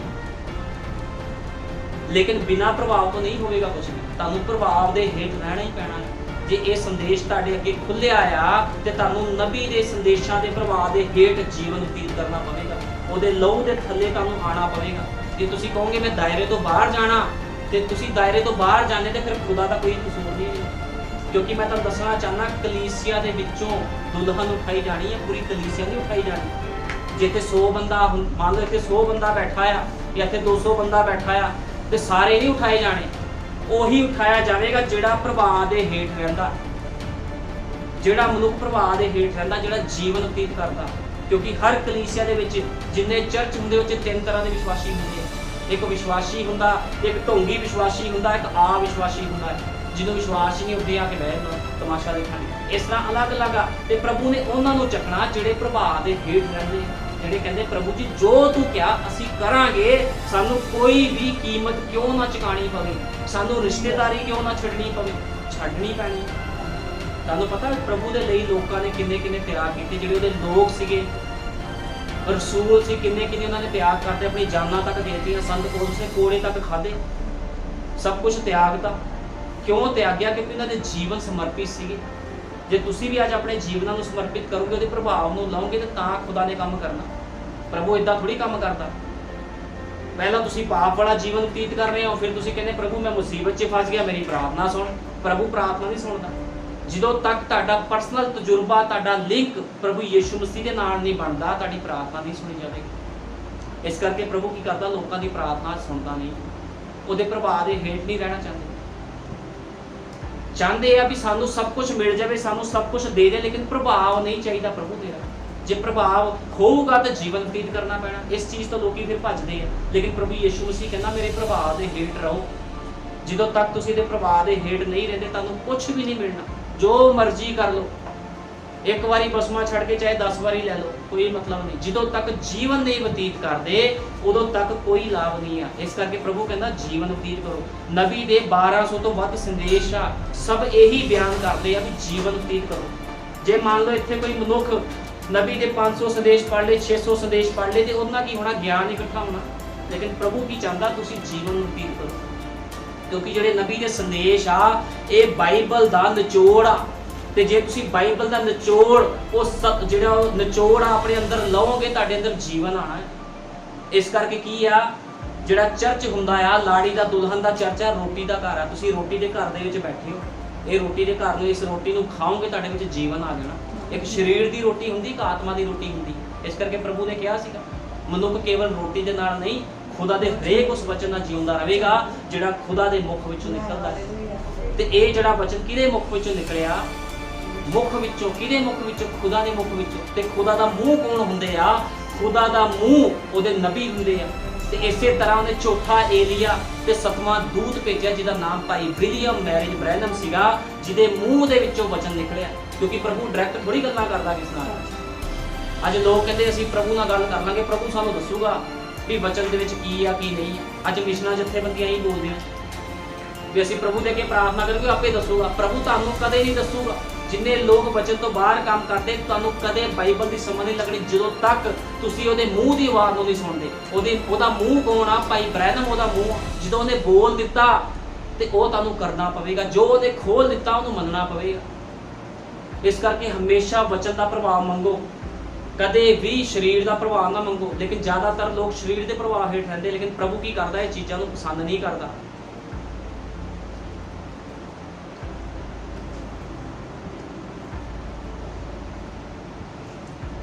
ਹੁਣ ਜਿਹੜੀ ਰੂਥ ਸੀਗੀ, ਰੂਥ ਦਾ ਕੀ ਹੋਇਆ? ਰੂਥ ਨੂੰ ਜਦੋਂ ਉਸ ਪ੍ਰਵਾਹ ਦੇ ਹੇਠ ਗਈ ਤੇ ਰੂਥ ਨੂੰ ਇੱਕ ਅਹੁਦਾ ਮਿਲਿਆ। ਬੋਆਜ਼ ਦੇ ਨਾਲ ਰੂਥ ਦਾ ਵਿਆਹ ਕਰ ਦਿੱਤਾ ਗਿਆ। ਕਿਉਂ? ਜਦੋਂ ਆਗਿਆਕਾਰੀ ਵਿੱਚ ਕੋਈ ਚੱਲਦਾ ਤੇ ਪ੍ਰਭੂ ਉਹਨੂੰ ਕੀ ਕਰਦਾ? ਉਸ ਮੁਕਾਮ ਤੱਕ ਲੈ ਕੇ ਜਾਂਦਾ। ਲੇਕਿਨ ਜਦੋਂ ਤੁਸੀਂ ਉਸ ਵਚਨ ਦੇ ਦਾਇਰੇ ਵਿੱਚ ਨਹੀਂ ਰਹਿੰਦੇ ਤੇ ਪ੍ਰਭੂ ਕੀ ਕਰਦਾ? ਤੁਹਾਨੂੰ ਉਸ ਮੁਕਾਮ ਤੱਕ ਨਹੀਂ ਲੈ ਕੇ ਜਾਂਦਾ। ਜੇ ਯੂਸਫ ਨੇ 13 ਸਾਲ ਦੁੱਖ ਝੱਲਿਆ, ਲੋਕਾਂ ਨੇ ਉਹਦਾ ਮਜ਼ਾਕ ਨਹੀਂ ਉਡਾਇਆ? ਬਹੁਤ ਉਹਦਾ ਮਜ਼ਾਕ ਉਡਾਇਆ ਗਿਆ। ਕਹਿੰਦੇ ਬੜਾ ਦਰਸ਼ੀ ਬਣਦਾ ਹੈ ਤੂੰ, ਕਹਿੰਦਾ 12 ਜਾਣੇ ਮੇਰੇ ਅੱਗੇ ਚੁਗਣਗੇ, ਤੂੰ ਤਾਂ ਇੱਥੇ ਮਾਰ ਖਾ ਰਿਹਾ, ਤੈਨੂੰ ਤਾਂ ਕੁੱਟਿਆ ਜਾ ਰਿਹਾ। ਉਹਨੂੰ ਕੁੱਟਿਆ ਜਾਂਦਾ ਸੀ ਉੱਥੇ, ਲੇਕਿਨ ਉਹਦੇ ਉੱਪਰ ਵਚਨ ਦਾ ਪ੍ਰਭਾਵ ਸੀ। ਉਹਨੇ ਕਿਸੇ ਦੀ ਪਰਵਾਹ ਨਹੀਂ ਕੀਤੀ। ਜੇ ਤੁਹਾਡੇ ਉੱਪਰ ਵਚਨ ਦਾ ਪ੍ਰਭਾਵ ਆ, ਪਵਿੱਤਰ ਆਤਮਾ ਦੇ ਮਸੇ ਹੇਠ ਤੁਸੀਂ ਹੋ, ਕਿਸੇ ਦੀ ਪਰਵਾਹ ਨਾ ਕਰੋ। ਤੁਹਾਡਾ ਭੈਣ ਭਾਈ ਰਿਸ਼ਤੇਦਾਰ ਜੋ ਮਰਜ਼ੀ ਹੋਵੇ, ਤੁਸੀਂ ਕੋ ਜੋ ਪ੍ਰਭੂ ਨੇ ਕਿਹਾ ਮੈਂ ਉਹ ਕਰਾਂਗਾ, ਉਹ ਕਰੂੰਗੀ। ਤੁਹਾਨੂੰ ਦਾਵਾ ਮਾਰਨਾ ਪੈਣਾ, ਦਾਵਾ ਕਰਨਾ ਪੈਣਾ ਵੀ ਪ੍ਰਭੂ ਦੀ ਬੇਟੀ ਆ ਮੈਂ, ਮੈਨੂੰ ਜੋ ਪ੍ਰਭੂ ਕਹੂਗਾ ਮੈਂ ਕਰਾਂਗੀ। ਜੇ ਤੁਸੀਂ ਪ੍ਰਭੂ ਦੀ ਆਗਿਆਕਾਰੀ ਕਰੋਗੇ, ਸਰੀਰਕ ਲੋਕਾਂ ਨੂੰ ਛੱਡ ਦੋਗੇ ਤੇ ਪ੍ਰਭੂ ਤੁਹਾਨੂੰ ਅਜਰ ਦਊਗਾ। ਜੇ ਤੁਸੀਂ ਕਹੋਗੇ ਬਿਨਾਂ ਕੁਝ ਕੀਤੇ ਮੈਨੂੰ ਸਭ ਕੁਝ ਮਿਲ ਜੇ। ਯੂਸਫ ਨੇ ਜਦੋਂ ਤੱਕ ਦੁੱਖ ਚੱਲਿਆ ਉਦੋਂ ਹੀ ਉਹਨੂੰ ਸਾਰਾ ਕੁਝ ਮਿਲਿਆ। ਬਿਨਾਂ ਦੁੱਖ ਚੱਲੇ ਯੂਸਫ ਨੂੰ ਕੁਝ ਮਿਲਦਾ? ਤੇ ਯੂਸਫ ਕਹਿੰਦਾ ਵੀ ਨਹੀਂ ਪ੍ਰਭੂ ਤੂੰ ਆ ਕੀ ਕਰਤਾ, ਮੇਰੇ ਨਾਲ ਤੂੰ ਗਲਤ ਕੀਤਾ, ਮੈਂ ਤੇਰਾ ਦਰਸ਼ੀ ਆ, ਤੂੰ ਮੈਨੂੰ ਕੁੱਟ ਪਵਾ ਰਿਹਾ। ਉਹਨੇ ਕੁਝ ਨਹੀਂ ਕਿਹਾ। ਉਹ ਪ੍ਰਭੂ ਦੇ ਪ੍ਰਭਾਵ ਦੇ ਹੇਠ ਰਹਿੰਦਾ ਸੀਗਾ। ਤੁਹਾਨੂੰ ਪਤਾ ਅਯੂਬ ਵੀ ਪ੍ਰਭੂ ਦੇ ਪ੍ਰਭਾਵ ਦੇ ਹੇਠ ਰਹਿੰਦਾ ਸੀ। ਰੋਜ਼ ਬਾਈਬਲ ਬਿਆਨ ਕਰਦੀ ਅਯੂਬ ਭੇਟਾਂ ਚੜਾਉਂਦਾ ਸੀ, ਬਲੀਆਂ ਚੜਾਉਂਦਾ ਸੀਗਾ। ਕਹਿੰਦਾ ਕਿਤੇ ਪ੍ਰਭੂ ਕੋਈ ਗਲਤੀ ਤਾਂ ਨਹੀਂ ਹੋ ਗਈ ਮੇਰੇ ਤੋਂ ਜਾਂ ਮੇਰੇ ਬੱਚਿਆਂ ਤੋਂ। ਰੋਜ਼ ਇੰਨਾ ਡਰ ਉਹਦੀ ਹੱਡੀਆਂ ਦੇ ਵਿੱਚ ਸੀਗਾ। ਤੇ ਅੱਜ ਲੋਕ ਇੱਕ ਦਿਨ 'ਚ ਪਤਾ ਨਹੀਂ ਕਿੰਨੀਆਂ ਕੁ ਗਲਤੀਆਂ ਬਚਨ ਤੋਂ ਬਾਹਰ ਕਰ ਲੈਂਦੇ, ਫਿਰ ਕਹਿੰਦੇ ਕੋਈ ਗੱਲ ਨਹੀਂ ਪ੍ਰਭੂ ਮਾਫ ਕਰ ਲਓ। ਲੇਕਿਨ ਮੈਂ ਤੁਹਾਨੂੰ ਦੱਸਣਾ ਚਾਹੁੰਦਾ ਆ, ਮਾਫੀ ਨਹੀਂ ਮਿਲਣੀ। ਪਵਿੱਤਰ ਆਤਮਾ ਦੇ ਵਿਰੁੱਧ ਜੇ ਕੰਮ ਕਰੋਗੇ ਮਾਫੀ ਨਹੀਂ ਮਿਲਣੀ ਕਦੇ। ਇਸ ਕਰਕੇ ਪ੍ਰਭੂ ਨੇ ਕਿਹਾ ਸੀ ਜਿਹੜਾ ਮਨੁੱਖ ਪਵਿੱਤਰ ਆਤਮਾ ਪਾਇਆ ਹੋਇਆ ਹੋਵੇ ਮਨੁੱਖ ਆ, ਉਹਦੇ ਖਿਲਾਫ ਵੀ ਨਾ ਕੁਝ ਬੋਲੋ। ਜੇ ਤੁਸੀਂ ਪ੍ਰਭੂ ਯਿਸੂ ਮਸੀਹ ਦੇ ਨਾਮ 'ਚ ਵਸਮਾ ਲਿਆ ਆ, ਤੁਸੀਂ ਉਹਦੇ ਪ੍ਰਭਾਵ ਦੇ ਹੇਠ ਹੋ। ਜੇ ਤੁਹਾਨੂੰ ਕੋਈ ਸ਼ਰਾਪ ਦਿੰਦਾ, ਉਹ ਬੰਦਾ ਖੁਦ ਸ਼ਰਾਬੀ ਹੋਊਗਾ, ਕਿਉਂਕਿ ਤੁਹਾਡੇ ਪਾਪ ਮਿਟਾਏ ਗਏ ਆ। ਤੁਸੀਂ ਪ੍ਰਭਾਵ ਦੇ ਹੇਠ ਹੋ, ਤੁਸੀਂ ਸੰਸਾਰ 'ਚ ਨਹੀਂ ਚੱਲ ਰਹੇ, ਤੁਸੀਂ ਆਤਮਾ 'ਚ ਚੱਲ ਰਹੇ ਹੋ। ਤੇ ਪ੍ਰਭੂ ਕੀ ਕਰ ਰਿਹਾ? ਤੁਹਾਡੀ ਅਗਵਾਈ ਕਰ ਰਿਹਾ। ਹਮੇਸ਼ਾ ਪ੍ਰਭੂ ਆਪਣੇ ਬੱਚਿਆਂ ਦੀ ਅਗਵਾਈ ਕਰਦਾ ਹੈ। ਉਹਨੇ 3 ਮਨੁੱਖਾਂ ਦੀ ਅਗਵਾਈ ਕੀਤੀ ਸੀ, ਸ਼ਰਦਕ ਮੇਸ਼ਕ ਅਬਦਨਗੋ ਦੀ ਅਗਵਾਈ ਕੀਤੀ, ਮੂਸਾ ਦੀ ਅਗਵਾਈ ਕੀਤੀ, ਯਹੋਸ਼ੂਆ ਦੀ ਅਗਵਾਈ ਕੀਤੀ। ਹੁਣ ਯਹੋਸ਼ੂਆ ਕੌਣ ਸੀ? ਯਹੋਸ਼ੂਆ ਉਹਦੇ ਨਾਲ ਰਹਿੰਦਾ ਸੀ। ਮੂਸਾ ਦੇ ਨਾਲ ਰਹਿੰਦਾ ਸੀਗਾ। ਉਹ ਕਹਿੰਦਾ ਸੀ ਮੈਂ ਤੈਨੂੰ ਛੱਡ ਕੇ ਨਹੀਂ ਜਾਣਾ। ਜਿੱਥੇ ਮੂਸਾ ਜਾਂਦਾ ਸੀ ਯਹੋਸ਼ੂਆ ਦੇ ਪਿੱਛੇ ਜਾਂਦਾ ਸੀ। ਇਸ ਕਰਕੇ ਪ੍ਰਭੂ ਨੇ ਕੀ ਕਿਹਾ ਵੀ ਮੂਸਾ ਤਾਂ ਚਲਾ ਗਿਆ, ਹੁਣ ਜ਼ਿੰਮੇਵਾਰੀ ਤੇਰੇ ਤੇ ਪਾਉਣਾ। ਜੇ ਤੁਸੀਂ ਖੁਦਾ ਦੇ ਮਸਾ ਕੀਤੇ ਹੋਏ ਬੰਦੇ ਦੇ ਨਾਲ ਰਹੋਗੇ ਤੇ ਉਹੀ ਮਸਾ ਪਾਓਗੇ। ਇਸ ਕਰਕੇ ਹਮੇਸ਼ਾ ਖੁਦਾ ਦੇ ਲੋਕਾਂ ਦੇ ਨਾਲ, ਪਵਿੱਤਰ ਲੋਕਾਂ ਦੇ ਨਾਲ ਸੰਗਤੀ ਕਰੋ, ਗਲਤ ਲੋਕਾਂ ਦੇ ਨਾਲ ਸੰਗਤੀ ਨਾ ਕਰੋ। ਕਹਿੰਦੇ ਜਿੱਦਾਂ ਦੀ ਸੰਗਤ ਉਦਾਂ ਦੀ ਰੰਗਤ। ਜੇ ਤੁਸੀਂ ਕਿਸੇ ਟੈਂਪੂ ਚਲਾਉਣ ਵਾਲੇ ਨਾਲ ਰਹੋਗੇ, ਉਹਨੇ ਕਹਿਣਾ ਟੈਂਪੂ ਚਲਾਉਣਾ ਸਿੱਖ ਲੈ। ਜੇ ਤੁਸੀਂ ਜਹਾਜ਼ ਵਾਲੇ, ਜੇ ਕੋਈ ਬੰਦਾ ਹੈਲੀਕਾਪਟਰ ਚਲਾਉਂਦਾ, ਤੁਸੀਂ ਉਹਨਾਂ ਨਾਲ ਰਹੋਗੇ ਤੇ ਉਹਨੇ ਤੁਹਾਨੂੰ ਹੈਲੀਕਾਪਟਰ ਚਲਾਉਣਾ ਸਿਖਾ ਦੇਣਾ। ਹੁਣ ਇਹ ਤੁਹਾਡੀ ਚੋਣ ਆ, ਤੁਸੀਂ ਕਿਹੋ ਜਿਹੇ ਬੰਦੇ ਨਾਲ ਰਹਿਣਾ ਪਸੰਦ ਕਰਦੇ ਹੋ। ਸਰੀਰਕ ਬੰਦੇ ਆ ਨਾ ਜਿਹੜੇ ਉੱਪਰ ਉੱਡਦੇ, ਉਹਨਾਂ ਨਾਲ ਰਹਿਣਾ ਹੈ। ਲੇਕਿਨ ਵਧੀਕ ਇਹ ਆ ਵੀ ਤੁਸੀਂ ਉਹਨਾਂ ਲੋਕਾਂ ਦੇ ਨਾਲ ਸੰਗਤੀ ਕਰੋ ਜਿਹੜੇ ਆਤਮਾ ਵਿੱਚ ਚੱਲਦੇ। ਸਰੀਰਕ ਲੋਕਾਂ ਨਾਲ ਕਦੇ ਸੰਗਤੀ ਨਾ ਕਰੋ। ਸਰੀਰ ਬੜੀ ਗੱਲਾਂ ਕਰਦੇ ਆ। ਸਰੀਰਕ ਲੋਕ ਹਮੇਸ਼ਾ ਸਰੀਰ ਦੀ ਗੱਲਾਂ ਕਰਦੇ ਆ। ਬੱਚਿਆਂ ਦਾ ਕੀ ਬਣੂਗਾ, ਕੋਈ ਕੀ ਹੋਊਗਾ, ਪ੍ਰਭੂ ਦਾ ਤੇ ਪਤਾ ਨਹੀਂ ਕਦੋਂ ਆਉਣਾ ਆ, ਕਦੋਂ ਨਹੀਂ ਆਉਣਾ। ਲੇਕਿਨ ਜਿਹੜੇ ਆਤਮਾ ਵਿੱਚ ਚੱਲਦੇ ਲੋਕ ਹਰ ਸਮੇਂ ਇਸੇ ਪ੍ਰਭਾਵ ਦੇ ਹੇਠ ਰਹਿੰਦੇ। ਪ੍ਰਭੂ ਜੀ ਤੂੰ ਜਦੋਂ ਮਰਜ਼ੀ ਆ, ਅਸੀਂ ਤਿਆਰ ਖੜੇ। ਤੁਹਾਡਾ ਇਹੋ ਜਿਹਾ ਸਿਸਟਮ ਹੋਣਾ ਚਾਹੀਦਾ, ਕਹਿਣਾ ਚਾਹੀਦਾ ਪ੍ਰਭੂ ਭਾਵੇਂ ਤੂੰ 10 ਸਾਲ ਬਾਅਦ ਆ, ਭਾਵੇਂ ਤੂੰ 5 ਸਾਲ ਬਾਅਦ ਰੈਪਚਰ ਕਰ, ਸਾਨੂੰ ਨਹੀਂ ਮਤਲਬ, ਅਸੀਂ ਤਾਂ ਤਿਆਰ ਖੜੇ ਆ। ਤੁਹਾਡੀ ਤਿਆਰੀ ਪੂਰੀ ਹੋਣੀ ਚਾਹੀਦੀ। ਜਿੱਦਾਂ 5 ਚਤਰ ਕੁਆਰੀਆਂ ਦੀ ਤਿਆਰੀ ਸੀ। ਮੂਰਖ ਕੁਆਰੀਆਂ ਨਾ ਕਦੇ ਬਣੋ। भी कोई सोचे मैं मूर्ख कुआरी बन के भी प्रभु को चल जाऊंगा। मूर्ख कुआरी इत्थे रह जाए, लेकिन चतर कुआरियां जिन्हां दे कोल तेल आ ਉਹਨਾਂ ਨੇ खुदा दे कोल जाना। इस करके मैं तुहानूं एग्जाम्पल दिता सी, जिहड़ा तेल आ पेट्रोल आ वो पेट्रोल पंप तो मिलता आ, राशन की दुकानों तो पेट्रोल नहीं मिलता। जो तुसीं राशन वाले ने कहोगे 1000 रुपये ले मैंने पेट्रोल दे दे, वो कहूगा मैं तो राशन बेचना पेट्रोल नहीं बेचता। इस तरह जे तुसीं पवित्र आत्मा का मसा चाहते तो संदेश दे विच मिलना, मिशनां दे विच नहीं मिलना। वो दुकानों के तुहानूं तेल नहीं मिलना, वो तेल तुहानूं पेट्रोल पंप ते ही मिलना है।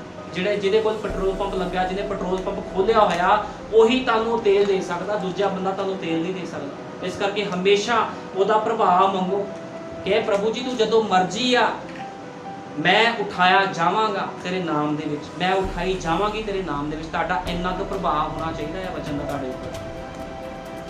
ਚਲੋ ਅੱਜ ਮੰਨ ਲਓ ਪ੍ਰਭੂ ਕਹਦੇ ਵੀ ਮੈਂ ਤਾਂ 500 ਬੰਦਾ ਚੱਕਣਾ ਪੂਰੇ ਦੇਸ਼ ਦੇ ਵਿੱਚੋਂ, ਪੂਰੇ ਵਰਲਡ ਚੋਂ ਮੈਂ 500 ਹੀ ਬੰਦਾ ਰੈਪਚਰ ਕਰਨਾ, 10 ਬੰਦਿਆਂ ਦਾ ਰੈਪਚਰ ਕਰਨਾ, ਤਾਂ ਤੁਸੀਂ ਕਹੋਗੇ ਵੀ ਬਹੁਤ ਵੱਡੇ ਵੱਡੇ ਪਾਸਟਰ ਨੇ ਐਂਡ ਟਾਈਮ ਮੈਸੇਜ ਉਹਨਾਂ ਦਾ ਤੁਹਾਡਾ ਦਾਵਾ ਹੋਣਾ ਚਾਹੀਦਾ ਪ੍ਰਭੂ ਜੀ ਮੇਰਾ ਰੈਪਚਰ ਹੋਣਾ, ਉਹਨਾਂ 50 ਦੇ ਵਿੱਚ ਮੈਂ, ਉਹਨਾਂ 100 ਦੇ ਵਿੱਚ ਮੈਂ, ਉਹਨਾਂ 500 ਦੇ ਵਿੱਚ ਮੈਂ ਆ। ਤੁਹਾਡਾ ਇਹੋ ਜਿਹਾ ਦਾਵਾ ਹੋਣਾ ਚਾਹੀਦਾ, ਇਹੋ ਜਿਹਾ ਪ੍ਰਭਾਵ ਵਚਨ ਦਾ ਤੁਹਾਡੇ ਉੱਪਰ ਹੋਣਾ ਚਾਹੀਦਾ, ਤਾਂ ਤੁਸੀਂ ਖੁਦਾ ਦੇ ਰਾਹ 'ਚ ਜਾਓਗੇ। ਅਦਰਵਾਈਜ਼ ਕਦੇ ਵੀ ਕੋਈ ਖੁਦਾ ਦੇ ਰਾਹ 'ਚ ਨਹੀਂ ਜਾ ਸਕਦਾ। ਇਸ ਕਰਕੇ ਖੁਦਾ ਦਾ ਵਚਨ ਕਹਿੰਦਾ ਹੈ ਵੀ ਇੱਕੋ ਹੀ ਪ੍ਰਭੂ, ਇੱਕੋ ਹੀ ਨੇਚਾ, ਇੱਕੋ ਹੀ ਬਸਮਾ, ਨਾ ਦੂਜਾ ਬਸਮਾ, ਨਾ ਦੂਜੀ ਕੋਈ ਨੇਚਾ, ਨਾ ਕੋਈ ਹੋਰ ਚੀਜ਼ ਆ। सिर्फ जो कुछ है प्रभु का मसा आ, ठीक है ना, प्रभु के नाम से सारा कुछ। इस करके हमेशा वो मसे के थले रहो, ठीक है ना, वो आज्ञाकारी के विच चलो, किसी के प्रवाह हेठ ना चलो। अज लोग जिदा लोगों के प्रवाह हेठ चलते, वो कहते नहीं नहीं सानू तो उन्हें आ क्या आ, असीं उहदे अनुसार चलना है। वचन पढ़ो भी वचन की कहना तुहानूं। जे तुसी आत्मिक हो तो तुसी वचन के प्रवाह हेठ चलोगे, जे तुसी शरीरक हो तो तुसी शरीर के विषय के नाल चलोगे। इत्थे ही पता लग जाना है भी तुसी आत्मिक हो कि शरीरक हो। ज़्यादा वो करने की लोड़ ही नहीं है, ये चीज़ों तो पता लगना। नबी ने क्या ये चीज़ों तो पता लगना, कहता तुसी किसी जीवन चेक करना तो कहता जाके बाजारों में देखो वो भैन भाई कितना का जीवन व्यतीत कर रहे, कितना के कपड़े पा रहे हैं, कहता तुहानूं वो बाहर ही चीज़ों तो पता लग जाना। ज़्यादा कुछ करने की लोड़ ही नहीं है। जिहड़ा बंदा आत्मिक हो अपने घर के भी आत्मिक है, वो जंगल च भी आत्मिक हो, भावें शहर च रह रहे जिथे मर्जी रह रहे हो आत्मिक है। लेकिन जिहड़ा बंदा शरीर ना चलता जिथे मर्जी रह रहे शरीरक ही रहना। आत्मिक बंदा हमेशा आत्मिक रहना, जिथे मर्जी चल जाए कोई मतलब नहीं है। प्रभु यीशु मसीह सारे बरकत दे, आओ प्रार्थना करते हैं। हालेलुया, धन्यवाद प्यारे प्रभु यीशु मसीह, तेरे नाम की महिमा करदा। इब्राहिम, इसहाक, इजराइल के खुदा, संत पौलुस के खुदा, भाई विलियम मैरिन ब्रैनम के खुदा, मैं तेरा धन्यवाद करदा प्रभु यीशु मसीह। सचमुच खुदा बंदा तेरे नबी ने क्या है प्रभु यीशु मसीह, हमेशा वचन का प्रभाव तुहाडे उपर रहना चाहिए है खुदा बंदा। सचमुच प्रभु जी जे कोई मनुख वचन का प्रभाव के हेठ चलता है खुदावन, तो हमेशा तेरी मर्जी के अनुसार जीवन व्यतीत करता प्रभु जी। लेकिन अज लोग तेरा प्रभाव नहीं लेना चाहते कि खुदा बंदा, क्योंकि लोगों को पता है जो तेरा प्रभाव लेना पैना है तो खुदाबंद उन्होंने संसार को त्यागना पैना है खुदाबंदा। इस करके लोग तेरे प्रभाव के नीचे भज रहे हैं खुदाबंदा। लेकिन प्रभु जी कोई एक छोटा झुंड हैगा है मेरे महान पिता, जिहड़ा तेरे प्रभाव के नीचे चलना चाहता है प्रभु जी, तेरे मसे के हेठ चलना चाहता है खुदाबंदा।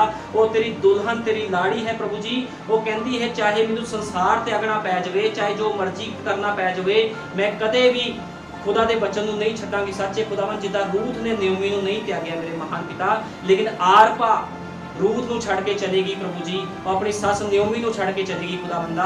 लेकिन मेरे महान पिता जिहड़ी रूथ सी उन्हें कदे भी अपनी सस को नहीं छड्डिया प्रभु जी। इस तरह खुदा बंदा तेरी दुल्हन भी कदे तेनों नहीं छड्डेगी मेरे महान पिता प्रभु जी, क्योंकि खुदावंद प्रभु जी तेरी दुल्हन तेरे प्रभाव के हेठ रहती है खुदा बंदा। जो तू करता है प्रभु यीशु मसीह वही दुल्हन करती है खुदा बंदा, क्योंकि प्रभु यीशु मसीह तेरा वचन दसदा है दुल्हन ते खुदाबंद दोनों इको ही हम। सच है प्रभु जी तेरे नबी ने कहा जी लाड़ी है वो खुदाबंदा 50% हिस्सा है। सच है प्रभु यीशु मसीह जिदा तू क्या सी मैं पिता विच ते पिता मेरे विच है, इसे तरह खुदाबंदा तेरी दुल्हन तेरे विच तू अपनी दुल्हन दे विच है खुदाबंदा। तू हरेक ते दया कर खुदाबंदा, हरेक को शरीर चों बाहर कढ़ ताकि कोई भी शरीर के विषयां दे नाल जीवन व्यतीत ना कर सके प्रभु जी। हर एक मनुख हर एक भैन भाई खुदाबंदा तेरे प्रभाव के हेठ पवित्र आत्मा जीवन व्यतीत करे खुदाबंदा। तू दया कर कृपा कर, तेरी जिंदा जलाली सामर्थ के नाम प्रभु यीशु मसीह दे विच मंगदे आमीन। हालेलुया।